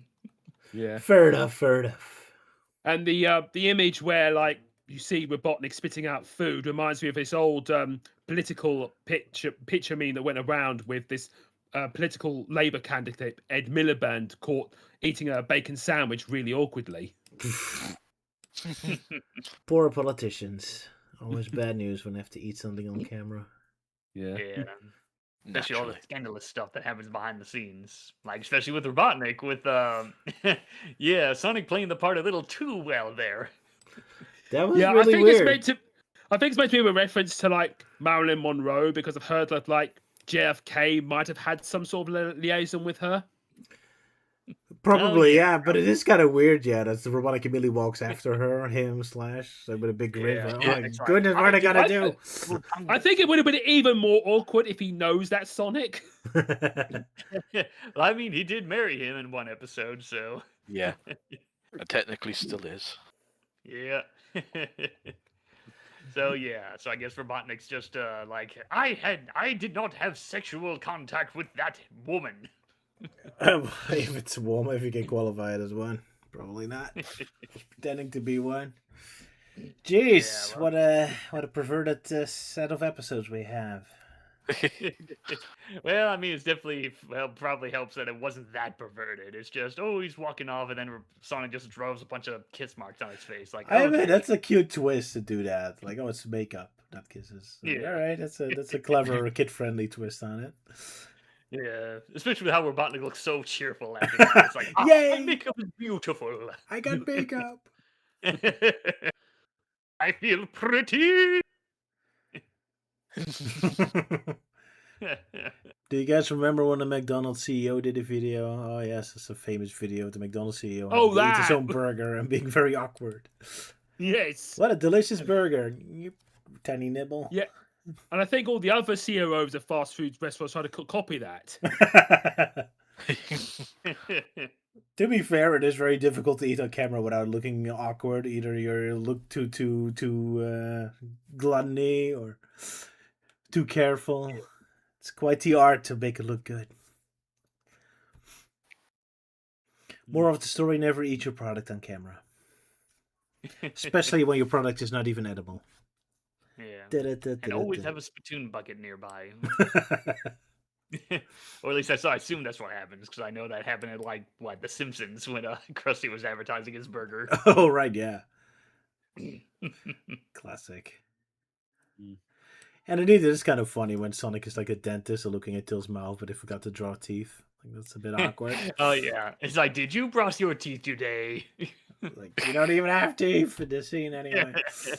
Yeah, and when you see him brushing his teeth, it's like he does it so daintily. Maybe he just had like a buck tooth. Yeah. To be fair, there's Sonic staring at him, so he's probably scared of Sonic. Yeah. Then again, teeth has always been inconsistent in the show. It just feels like, oh yeah, they have an open mouth and that's it. But then sometimes they might add teeth. Yeah, it's usually Robotnik's the only one who's consistent in having teeth, as well as scratching ground. He just loves his pearly whites. Fits with his personality, yeah. Well, goodbye Wes Weasley, goodbye Mother Robotnik, and goodbye Robo-Wife, I guess. I mean, Robo-Wife was another even though that Robotnik lost the election, he did manage to get his mum back in the home. Indeed. Yeah, I think this is the only time he was willing to send her back to the home, because every other time it's someone else calls him. Yeah. This time he's angry. So yeah, Robotnik finally grew a pair and fought back against his mother. Also, for some reason, I got a chuckle out of when he had this his ad for being a politician with we only care about real values like apple pie. It's like, well, how is apple pie a value? I think that's just apple more pie. Eat it. I think that's just more of an American thing of old-fashioned. Yeah, I know, I get that, but as a value in and on itself, it's just a thing. Okay, my value is at apple pies, not that you eat them, not that there's many of them, just an apple pie somewhere, I guess. Yeah, I suddenly remembered when Mama Robotnik dropped the pie or something, she immediately cuts to her having a pie in a box. Oh yeah, she's about ready to attack the camera, but then attacking her. That was a wonderful shot, yeah. Man, I always love those phony politician shots. I just love Robotnik just staring happily with his wife at the camera.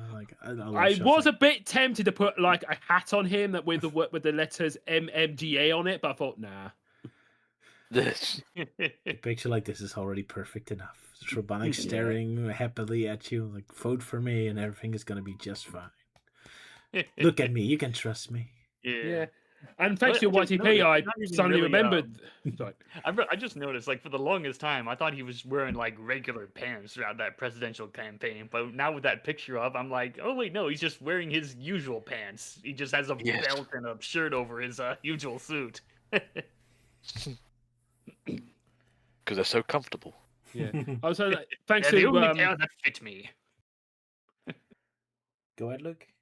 I was just saying, I remember then, thanks to Roger's YTP, he did a parody of some kind of political thing on someone's Facebook. Oh yeah, they're right. There's an actual politician also called Eggman, so I kind of traced over it and put Robotnik on it. So I thought that was fitting for that sequence. I can get it for you if I find it quickly, but that's a very long time ago.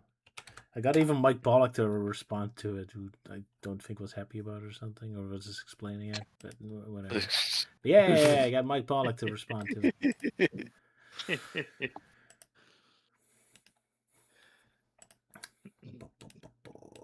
I also liked how in the very beginning of the episode you get to see Robotnik with goggles. Yeah. Oh, yeah. That's kind of working on his new quite the rare few times. Yeah. Wonderful to see. Little did we know that he would eventually start wearing goggles, but yet he would very rarely ever have them over his eyes. Yeah, I almost never see that. I think it's only like in Sonic Adventure 2 where he does that. Like he did do that in the comics as well. Yeah, that happens very rarely in RG Sonic, because the most I remember was that when he was working on, like, when Sally got roboticized again, and he's working on upgrading her. So yeah, he has his goggles on doing that. It looks kind of intimidating with those goggles, even for a goofy guy like this incarnation of Robotnik. This the metal ice pointing out of his head like that. It is an interesting design. They should do more with that. Oh well. Yeah. It would have been cool if it was actually part of his fit. Yeah. Then it would be. Yeah. Oh well. So, shall we move on to the comics? Speaking of which, Can do. starting with Earthbound, the Super Nintendo game, or I mean this wonderful Sonic comic. Yeah, I'm doing this one. Already? Okay then. Earthbound. After helping the Insectra and the Blur and creating peace between the two races, Techno and Amy are stranded in space and are trying to get back home to Mobius via a starship and a map. They got lost, so decide to land on a nearby blue planet to ask for directions. Unknown to them, they have arrived at the most terrifying planet in the universe, Earth. After surviving the atmosphere thanks to the ship's heat shields, they were spotted by a human who is an old scientist. It seems at long last he has spotted a UFO and that aliens are going to land on Earth. The spaceship crashes through some trees and then lands safely via the anti-gravity brake and Techno's driving skills, even though she lost her driving license near Jupiter. In a secret underground base, we are introduced to a human military organization dedicated to protecting Earth from extraterrestrial threats, predating Gun by several years. Operation Starwatch, led by Colonel Granite. Granite is informed of confirmed readings that a UFO has landed, so he sends out his troops to capture the aliens. Meanwhile, the old scientist approaches Amy and Techno waving a white flag and introduces himself as Professor Cratermass, which kids today won't get, and welcoming them to Earth. Amy wonders if all humans talk so slow. The professor talks normally as he never met an alien before. Amy tells the prof that she's a hedgehog and Techno's a canary. The professor shows Amy what a hedgehog on Earth looks like. Amy says they're not that good looking. The professor takes the girls round to his place, saying they could be more newsworthy than the band Oasis. Amy's never heard of them. She's probably more of a fan of Take That. Amy tells the professor they want to get back to their own planet. As luck would have it, the professor is building a gateway to infraspace, where he could access any planet in the universe, which is quite surprising for the internet connections they used to have in those days. He just needs to complete his data on his Windows 97 PC. Techno offers to help with the data, and the professor is quite impressed as he doesn't get many computer literate canaries on Earth. Suddenly Operation Starwatch has found them, and they kick down the door. After being told to step away from the Puta, Amy, Techno, and the professor has now been accused of contacting their invasion fleet and are now the prisoners of Starwatch. Amy and Techno are held prisoner in a secret underground base being interrogated by Colonel Granite. Granite wants to know why they have invaded Earth. The girls explain they are lost and want to get back to planet Mobius. Granite thinks they're trying to contact an invasion force of googly-eyed, six-tentacled aliens. Granite tells his men to keep watch on the aliens whilst he goes to talk to Professor Cratermass, who is being held in another room, believing they are in cahoots with each other to invade Earth. The professor finds the whole thing ridiculous and tells him he's just using his scientific knowledge to help Amy and Techno get home. Granite thinks there's no such thing as good aliens. This ain't Star Trek. In their cell, Amy wonders how long they're going to be kept there. So, being the genius that she is, Techno uses her explosive earrings to blow up the door and possibly killing a guy. How badass is that? Granite catches them trying to escape, so Techno grabs Amy and flies, or super jumps over him. Even Grant is questioning how she's doing this without wings. She's that talented. Along with the professor, they run into a hangar where their spaceship is being held. They fly out of the base as the professor clings onto the back due to the ship being a two-seater. They drop the professor off at his place and says they now that they are back, he could get them home much quicker via his gateway to infraspace. So they quickly go onto the PC to finish inputting the data needed to take them back to Mobius. However, Operation Star Watch is onto them using their entire squadron of 2 helicopters and a jeep. The professor manages to activate the teleporter, and Amy and Techno rush through, saying that he's a really cool dude, unlike those other humans. They have managed to get back to Mobius, with Johnny Lightfoot being rather surprised by their entrance. Granite finds the professor and tells him he can follow them through to their own world, but then the professor deletes the whole program, which is impossible to access without Techno's input. Was expecting a self-destruct switch, though. Johnny asked the girls what Earth was like. Amy said that it's okay for a day trip, but it's not worth staying for much longer. The end.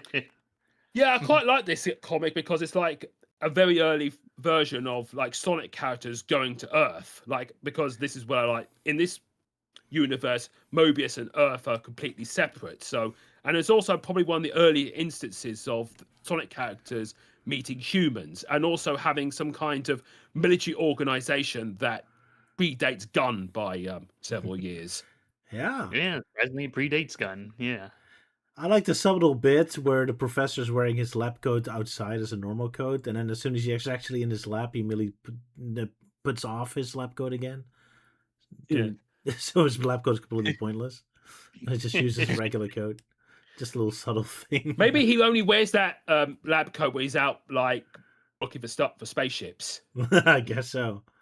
And he finally has one lucky day that he runs into a bunch of aliens, talks to them for 5 minutes, and then has to sacrifice his entire life on them.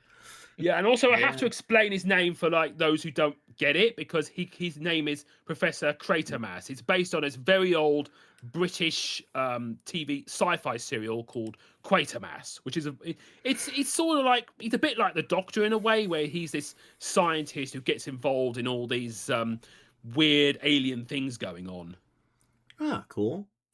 Nice. Always a British reference everywhere. Yeah, I remember my mum like always wants Quatermass to be remade or something. Well, she's lucky. Here he is remade for this wonderful comic. I'm sure she'll love it. But yeah, speaking of things that predates Sonic stuff, yeah, surprisingly, this comic also predates a bit that the Sonic X comics would do later, with Amy and the gang like reacting to a real hedgehog. Yeah. I kind of like the fact that that professor says, like, oh, you're aliens. Oh, we're not aliens, we're hedgehogs. But they don't even know if people on Earth even know what a hedgehog is, or that's a reference, a concept we're familiar with. Like, you're on a new planet, you don't know what other people know, what their frame of reference is. So it's always that kind of weird fourth wall breaky stuff that they know exactly everything the people on Earth already kind of know. Yeah, I'm surprised they haven't done that in the movies, where like Tom shows Sonic an actual hedgehog. Yeah. Oh, Still waiting for that. Yeah, you'd think that might have happened, like even in some kind of like spin-off comic. But yeah, that's another thing that like in terms of comics, yeah, all they did was just that sequel prequel bit, which is like it goes for like $100 nowadays. But yeah, there never was a comic series based on the movie Sonic universe. Nope. You never saw a real hedgehog yet. No. But he does see a real dog, so there you go. Yeah. Well, at least he'll be seeing a female hedgehog for the first time in the upcoming Sonic 4. Already did. Yeah. And also, like, this also has one of my favorite bits where Techno uses her earrings to blow up the door and possibly killing a person. Yes. Yeah, that is just so weird. It's like, oh, I just so happen to have an explosive earring. And I'm like, with all the times you've been like bumped around and anything, like, how the hell has that thing not gone off? Yeah. Exactly. It just it's like an accident. And then later after that, it's like, oh, I can fly. It's like, but you don't have any wings. And her response is just, fuck you, I can fly. Yeah, they do something like something that Rouge would probably have. Yeah. Oh yeah, with like especially in Sonic X, where like yeah, she has wings, but they don't move whenever she's flying. Almost like I animated it. But yeah, fun. I mean, I also find it interesting, like how in some instances, like Mobius and Earth are two different planets, and in other instances are kind of the same planet. Like how in Archie, like Mobius has this kind of Planet of the Apes style revelation. Oh yeah, like Archie Sonic is more of like a kind of desolate future kind of thing. Like, oh, a bunch of aliens came by, dropped a bunch of bombs on the planet, which didn't quite work, and that mutated the animals into Mobians. So yeah, Mobius is basically a post-apocalyptic Earth in Archie Sonic. Yeah, and also it was done in and the OVA, yeah. The OVA, yeah. Interesting when they pick different concepts, yeah.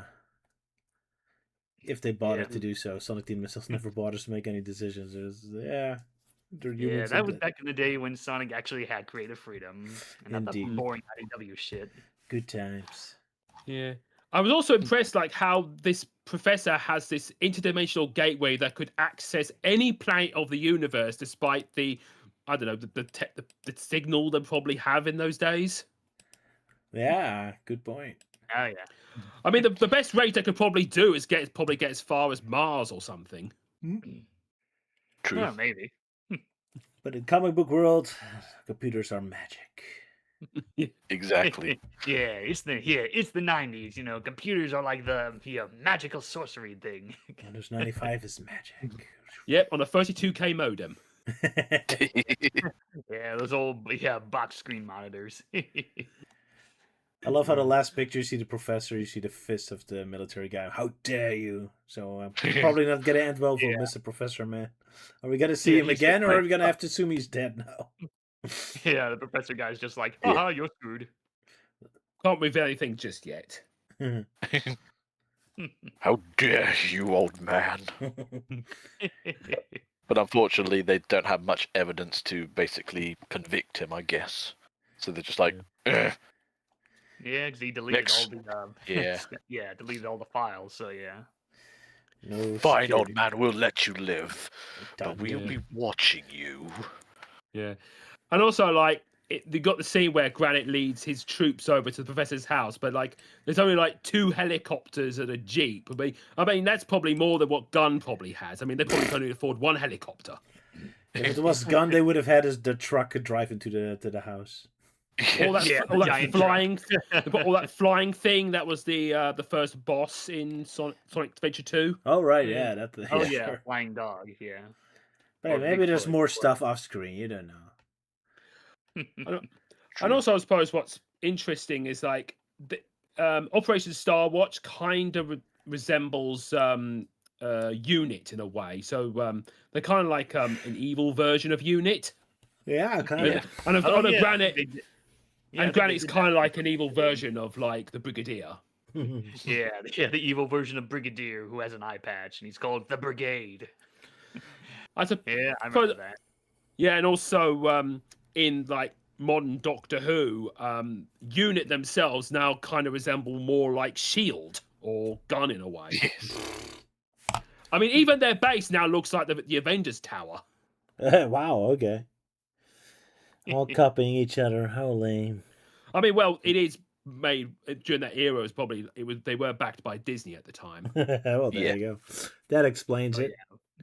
Yeah, I still have yet to go through the what is it, the 15th Doctor or whatever the hell the guy is. Peter Capaldi? It's like a name that's like what, NT something. I think it's either Nkuti Gatwa or Shuti Gatwa. Yeah, that guy. Yeah, like so far I've only seen his like debut from the 3-part 14th Doctor series, and of course the Christmas special they start off with. I have yet to get through his run, which apparently, at least like there, it's like okay, once I get done through his run, then I'm caught up with Doctor Who now because they're kind of in limbo right now. And any thoughts on this story, Ewan? Yeah, I mean, I do like. Yeah, I did enjoy the comic. I also kind of like how some of the panels are, such as with the top page of part 2. Oh yeah, that's good. Like the close up of like you know the general It's an impressive as well as, nose like, he has, yeah. the backgrounds of the men in somewhat like solid silhouette sort of shadows. Yeah. In fact, that panel where he's like squinting his eye, it almost does kind of look like he's reacting to someone punching him in the nose. Yeah, it is kind of strange. Like you got these realistic looking humans, and then you got these goofy Sonic characters. Kind of, yeah. Yeah. It's always the case with the artists. Yeah, I guess AE Devil would be against this, or whatever it goes by now. Still, in this one, it's not too bad. Humans are stylistic enough. And Amy and Techno are looking more like on model. It doesn't bother me in this on model for Fleetway standards. Yeah. For Fleetway standard, yeah, not by modern Sonic Team standards. Yeah, because with like Fleetway exclusive characters in terms of animals, yeah, they definitely do their own thing and not try and make them look similar to Sonic characters. Indeed, here they do look decently Sonic-esque enough. Yeah. Yeah. The one thing I'm just kind of finding fun is like, was Johnny literally just standing in like Techno's like underground base the entire time, just waiting for them to come back? Yep. I think he was probably there just to wait for them to come back because Techno was the only one who had the Wi-Fi password. Yes. Maybe he's just there to steal something. Or so using her computer to look up some interesting videos. Yeah, basically. Hotbunnies.org. Oh boy. Or just watching all sort of like, dirty channels on her gigantic sort of TV system that she built. Probably. Oh yeah. And now he's like, oh man, there goes my privacy again. Yeah. Damn it, I was only 2 episodes away from the finale. Yeah, she has a subscription for like streaming services and was using her computer for that or whatever. That's Johnny probably the reason. Yep. Let's go with that. Although the history is going to be full of like, rabbits and carrots related stuff. Oh my. Johnny! Yeah, sweet carrots. Delete history quickly. Oh yeah, at least ain't here. Yeah. Though funny enough, with the thumbnail, I originally was going to have Elise like show up there, just like have her face on a missing poster, but I decided to scrap it. Ah, poor Elise. Well, for time. Yeah, I hope she's doing fine. It's been a while since I've talked to her. Yes, he's she's so busy. Busy with life and trying to catch up with all of her projects that she wants to get done and dusted. Yeah, I know how that's like. So it seems like this year I kind of overdid it myself with trying to plan so many big projects and then all the work stuff going on. I've just been pretty unmotivated, so that's why we haven't gotten around to me and Roger doing Archie Sonic character files and other things. Indeed, I got my own collection of unfinished projects laying around. Yeah, it's not going well. Oh well. Let's at least finish this stream by going to the next comic. Yeah. Weather We Beaten. got 2 more stories. Yep, 2 more stories, which are at least single stories. And many British puns. Yeah, because That's apparently Roger's June is doing favourite. them all. Yeah. These comics are going to be very British, so everyone beware. Yeah, I read through them, and I'm definitely getting some early Archie Sonic vibes from Yes. Yeah. them. Well, But Ewan, tell us all Roger's about- favourite sort of like comics full of Oh British yeah, his favorite kind of humor. puns. Speaking of So hoo-hoo, anyway. we have an owl. Salah's yet again disappointed he misses out on this episode. That's Exactly. Poor Salah. I imagine Salah would have had a lot to say about the stuff we were doing today. Yeah. Poor guy. Finally a cool owl, and he's not here. to Everyone talk wish him about get well soon in the chat. Yes. So yeah. Anyway, the episode. Anyway, not the episode. It's a story that we're reading, and that story is called Weather Beaten. So, Tails is being checked on with Doctor Who, whom tells the two-tailed fox that because he's sprained his tails from too much flying, he must rest them for a few days. So no matter what happens during that time, he must not fly. Doctor's orders. Tails makes the most of it, having a walk in the nice weather, only for a storm to almost immediately happen. Tails takes shelter with a cat and dog while mentioning it's raining cats and dogs that they take offence to. The cat believes this is the work of Windy Wallace, whom was defeated by Sonic back in issue 102, but has now returned for revengeance. Sure enough, up in her air blimp, Wendy Wallace is monologuing to herself that she will have her revenge on the people of Mobius, as she now changes the weather into a 2026 heatwave. With this, Tails rushes off to stop Windy, but the tornado has been wheel-clamped, and with his tails out of action, he has no idea what to do. Just then, Roger Roger Bodge, introduces himself and shows Tails one of his creations that could help him, a flying machine made from a toilet.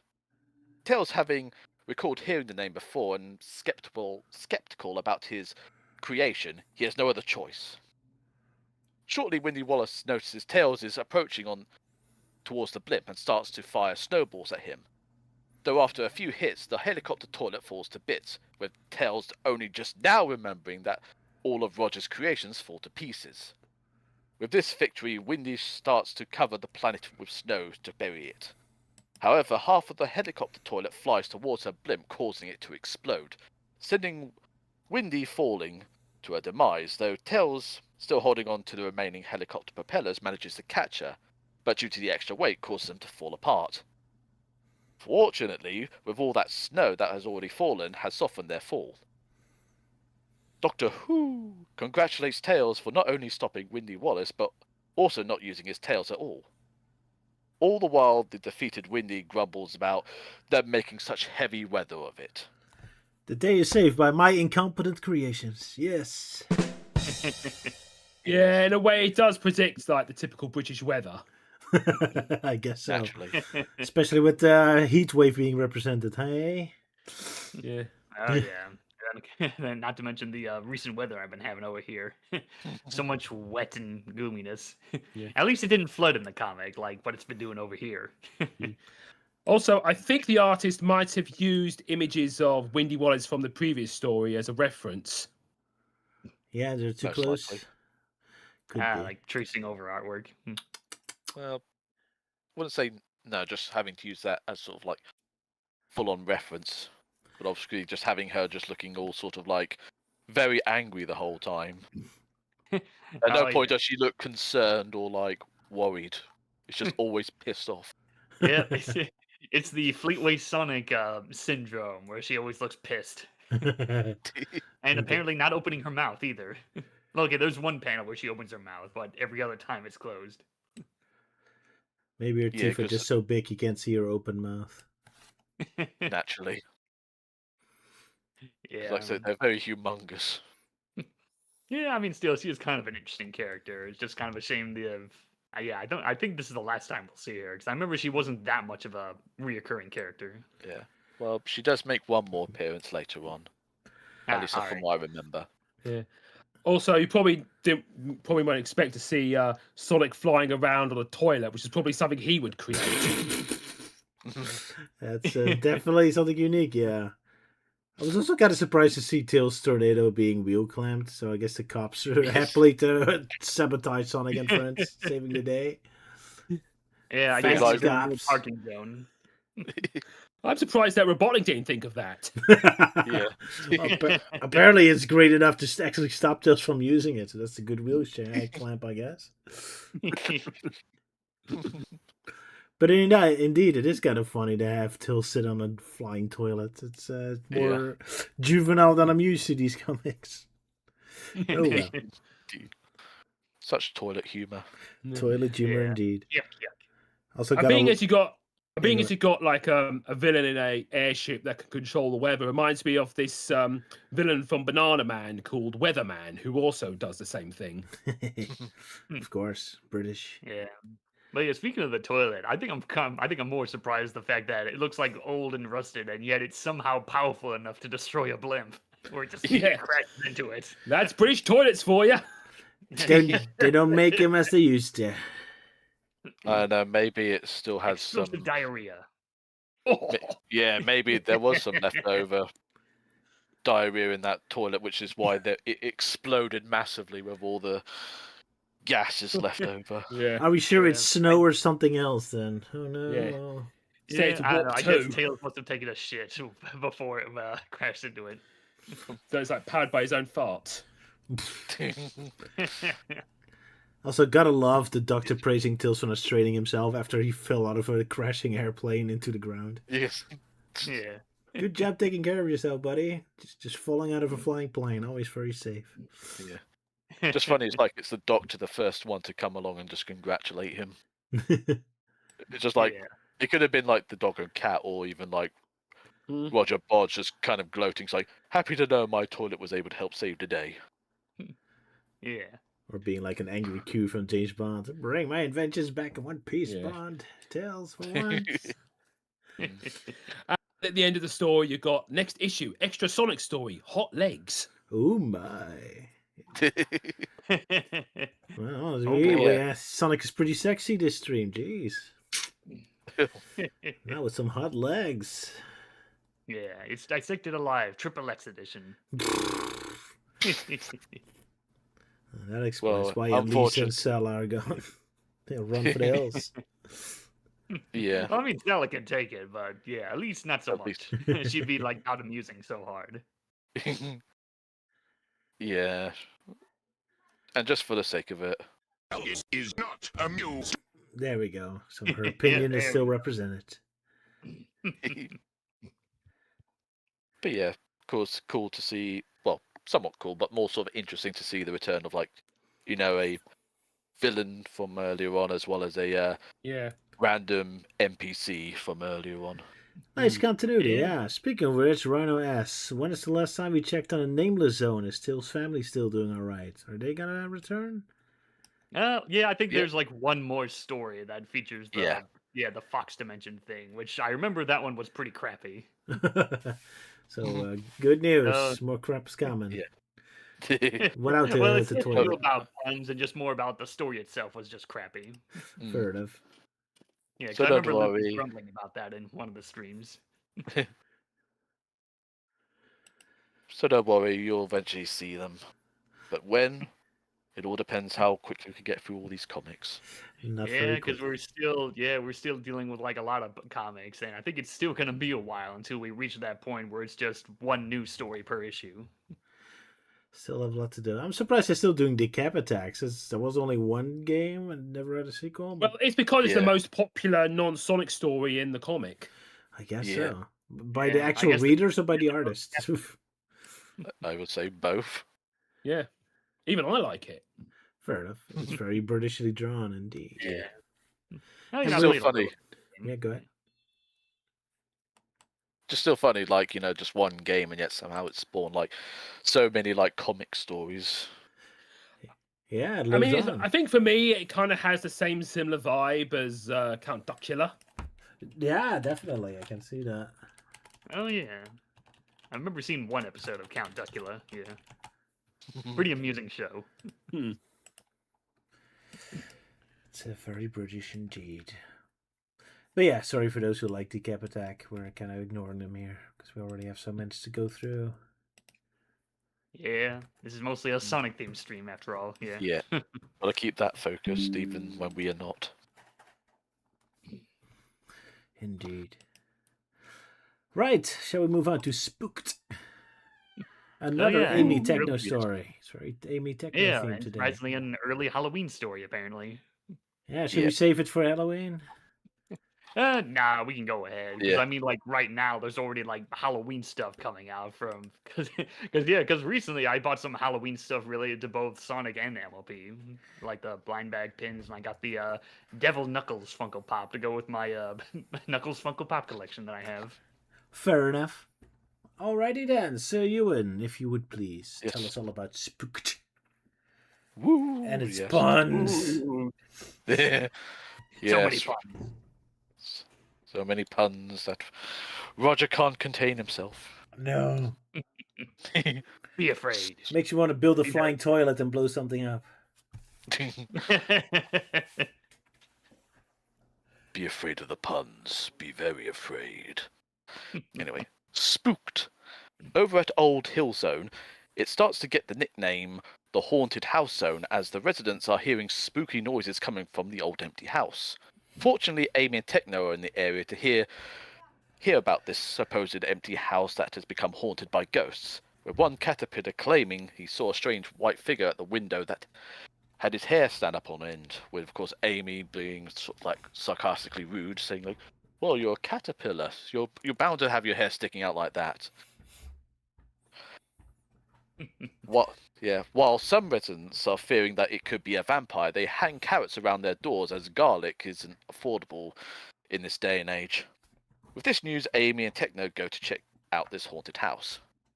Just as the two arrive, they hear a ghostly sound that sounds like it's in pain, though it causes a stone gargoyle to fall and almost hit Techno, if Amy didn't jump in to save her. While making the joke that the gargoyle really fell for Techno as the canary responds saying, another joke like that and I'll be groaning like Roger. Inside they hear the spooky noises coming from upstairs and down the hallways. Upon opening the door, they wished it was an actual ghost, as they instead find it's Fabian Vane, who's been rehearsing for a comeback. Exactly, Luke's most favourite character. Whom has been rehearsing for a comeback gig, which explains the spooky, unwell-sounding noises. However, due to his singing, it has weakened the structure of the building, causing it to start collapsing. The three manage to escape just as the whole building collapses, destroying all of Fabian's demo tapes and equipment, preventing him from having a comeback, much to Techno's relief, as Amy tells him to cheer up, as he can at least say that he brought the house down. There we go. Yeah, man, this story definitely feels very much like early Archie Sonic with all the puns. Yeah. I do like the design of the caterpillar character, though. Yeah, it looks kind of cool. Cool design. Yeah. It's probably the only time we get to see a caterpillar character in official Sonic media. It's not going to show up a lot now. And Amy's spectacular rude at this point. Sega has an extreme prejudice against insect characters, minus Jewel for some unknown reason. The one allowed. Yeah. Why does two farmer ducks kind of look familiar? Like they remind me of Pingu or something with their 2D mouth. Oh yeah, the way the mouth. I'm also reminded of this. I'm also reminded of a very old UK animated series called Will Quack Quack. Okay. Will Quack Quack. Yeah. I think I remember that. But it's been quite a while. I'll look it up. But yeah. And also I love the joke where they were hanging carrots around their door because they couldn't afford garlic. Yeah. Oh yeah. Yeah, not in today's price, the damn tariffs. Naturally. Might keep away a were-rabbit though. Yeah. It does have a Wallace and Gromit feel to it, indeed. Oh yeah. That comes with the British territory, I guess. But yeah, of course, bunch of puns throughout this. Although I never got this particular one though for some reason, unless I'm just missing it. It's like, this is crazy. These folk need to chill out more. And of course, Techno responds with, "Yay, another pun!" Even though I was struggling to see the random. Yeah. I mean, I was struggling to see the P, so I thought she said, "Yay, another fun," like somehow a text error, but no, it's pun. Yeah, and also in some shots, Techno kind of resembles Ed the Duck, which is a very old puppet character. Yeah, it's the beak that basically. And also, she's green as well. But yeah, also with her just wearing a one-off yellow jacket. Yeah. Yeah, because I keep forgetting that like Amy's always changing clothes, but I keep forgetting that Techno's also changing clothes occasionally. Not very mildly though, because she still wants to keep wearing her Dennis the Menace jumper. Yeah, it's her trademark shirt. Yeah. I mean, in the shot where like they see who the ghost really is, their eyes are like really red, like they've been smoking something. It's like they're being possessed. Yeah.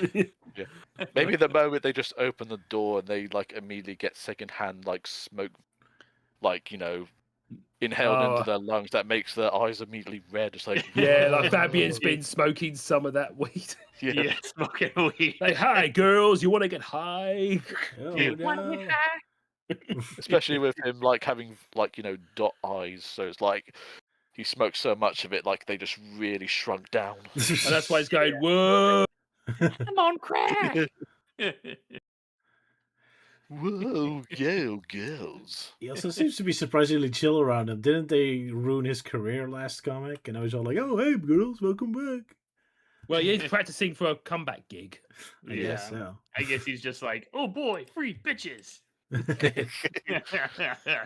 Or he's just forced to be mellow around them, otherwise they might end up ruining his career, which again they end up doing by destroying, basically resulting in the whole house crumbling to bits and destroying his demo tapes. Well, to be fair, that's his own singing doing it. Amy and Techno weren't responsible, although they don't mind, I suppose. Yeah. I don't know, maybe if they didn't open the door, then maybe it wouldn't have caused a chain reaction. That's true. And also, I like the final panel with Amy and Techno standing in front of the full moon and Fabian looking glum. Yeah, he's like, oh. Right, he's like, I would have stayed in the front of the moon. But no, I think that's the face Roger's pulling when he just hears another pun. Yeah. Hell yeah. Life sucked out of my mind. But yeah, I mean, you could blame,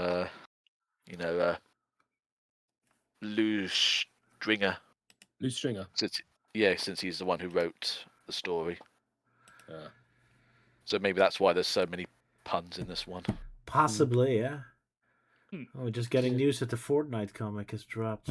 Do we want to add another comic today? Probably not. I mean, we already briefly talked about the Sonic Fortnite advertisement thing. Yeah. But yeah, even then, I'm sure we wouldn't have much to say. Like, especially me, since I've never bothered playing Fortnite, because I'm very anti-live service games. I think Salah's the only one among us who plays it, so we better wait until he's returned. Then he'll probably just have his Sonic characters just saying their usual lines and doing their usual things. I'm not expecting much now. I'm kind of exhausted with all the crossovers anyway now. It's like, it's too much. Yeah, same here. Like, I already got people like getting mad at me at a different server for complaining about all the crossovers and cross worlds. They're like, no, we love the crossovers, blah blah blah. And I don't know, maybe it's a generational thing because like all the people that are attacking me are like people that have never experienced all the crossovers back in the day. Back in ye olden days when it was a special event and not like today where it's too mainstream. Yeah, oversaturated.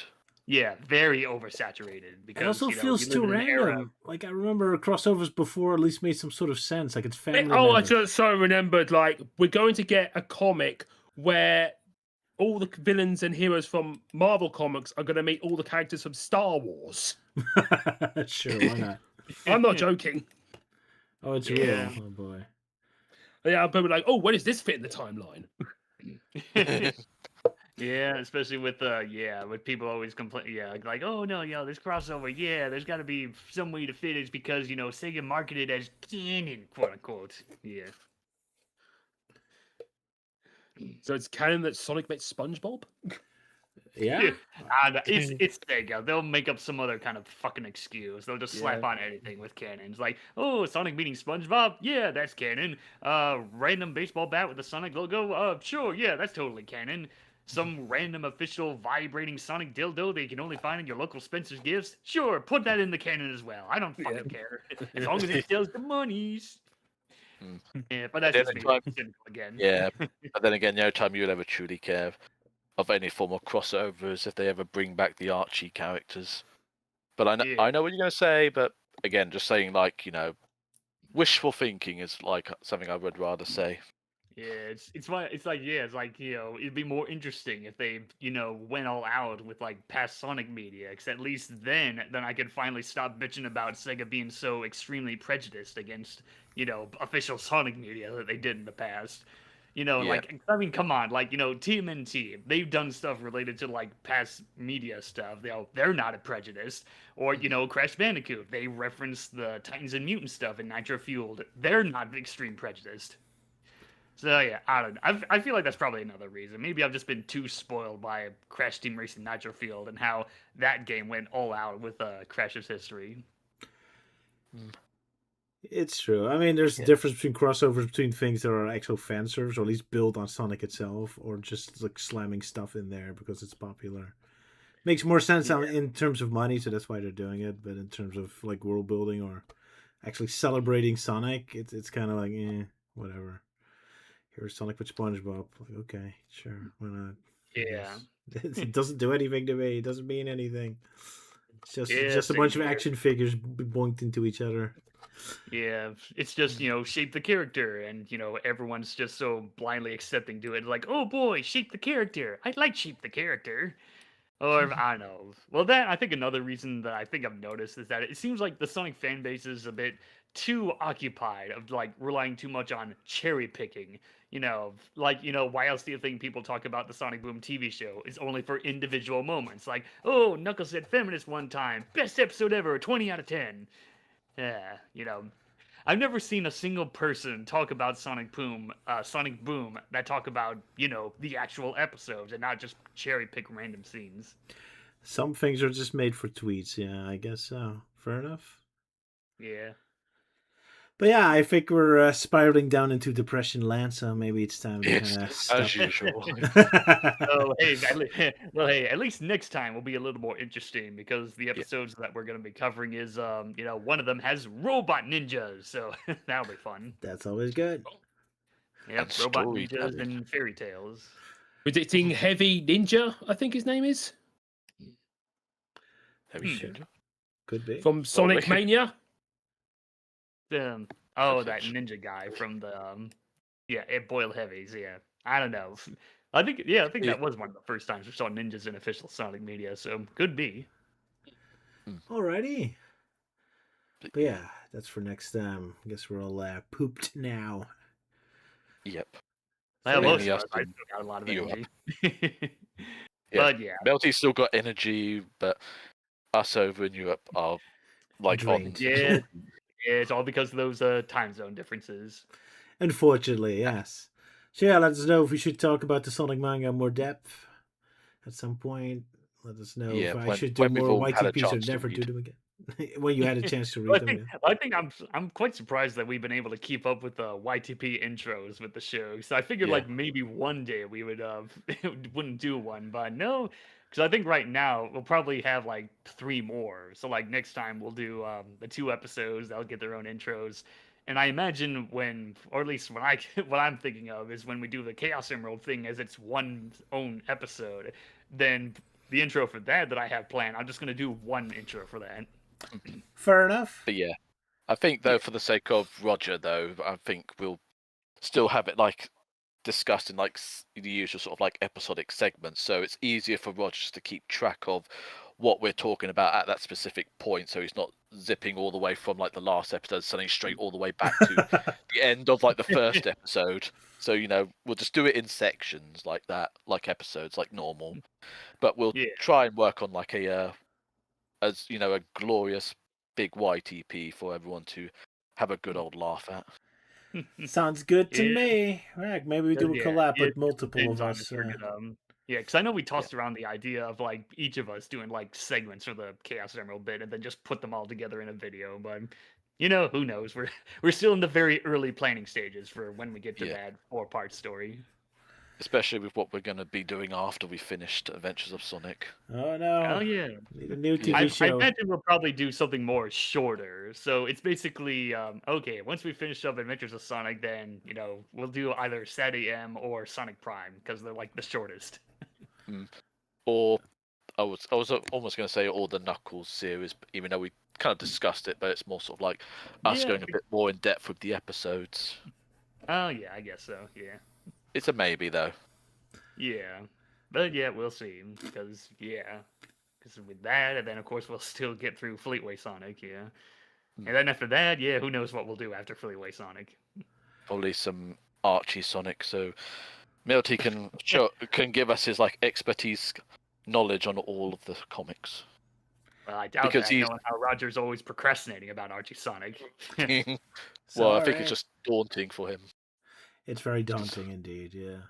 Yeah. But I'm sure he'll be fine, and to a point he might even be like, well, I've been enjoying all this, I'm looking forward to the next story. Well, it's not like I'm scared of it. I look forward to it. It's just a lot. Yeah. But yeah, Sonic Fleetway is also a lot. I'm also kind of like, man, so much of this. It keeps going. Yeah, like over 290 issues of the main series, and that's just the main series. There's like more in the other spin-off stuff. So plenty left to come. Plenty of streams to come. Oh boy! Although we gotta run out of TV shows before we run out of comics. That's gonna be challenging. Yeah, we're definitely gonna run out of TV shows first. So I guess after that, it's just gonna be a comic only live stream. Yeah. Sonic fan animations. We have to look at Sonic Hired or those 3D CGI cartoons, the Sonic shorts.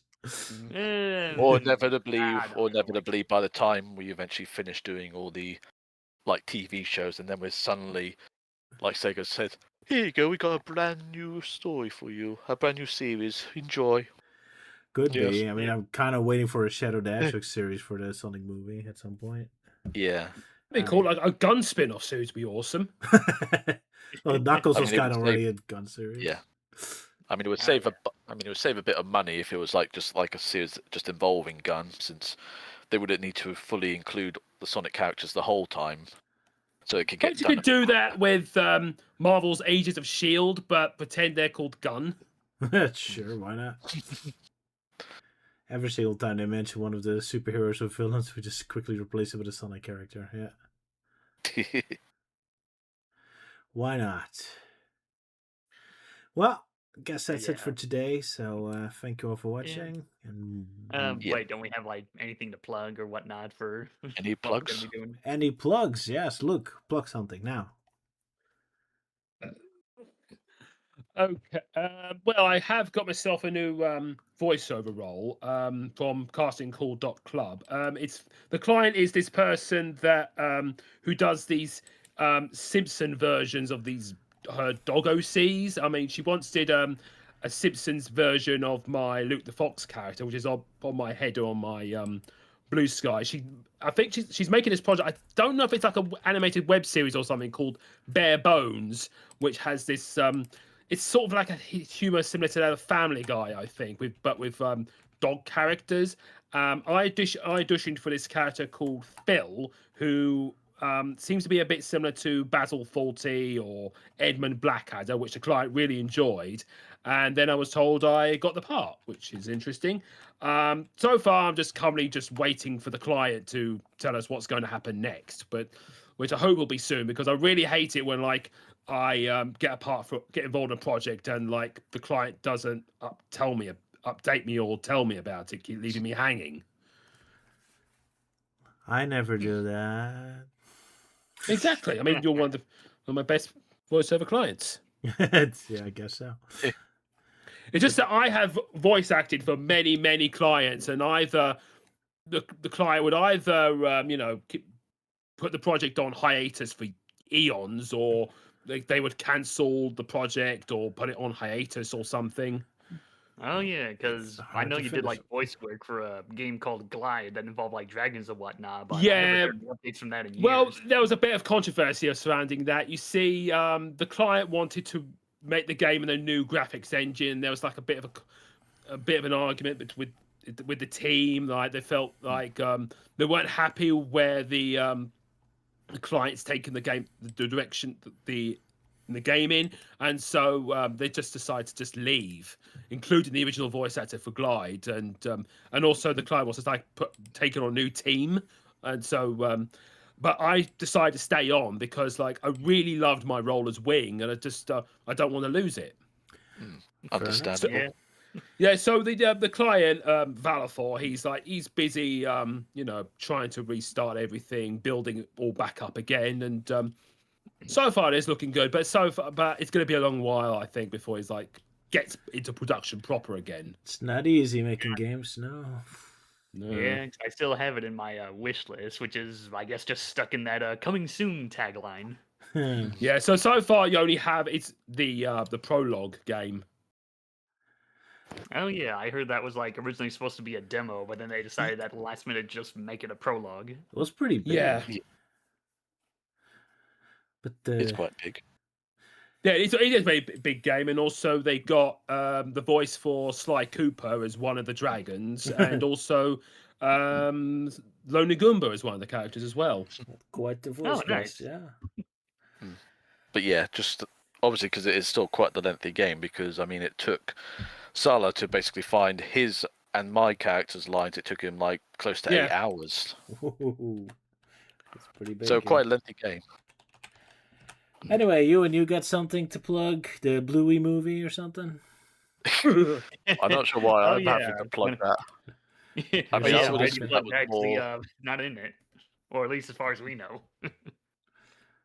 Nah. You never know. I guess the only, not really much to plug, except I might as well just plug, Double Silly's like live streams that she does, because I think she's got one happening tomorrow. Not sure if Sala's going to be joining though, because he's still keeps coughing up that one lung of his. So have to see how it goes for him. Yeah.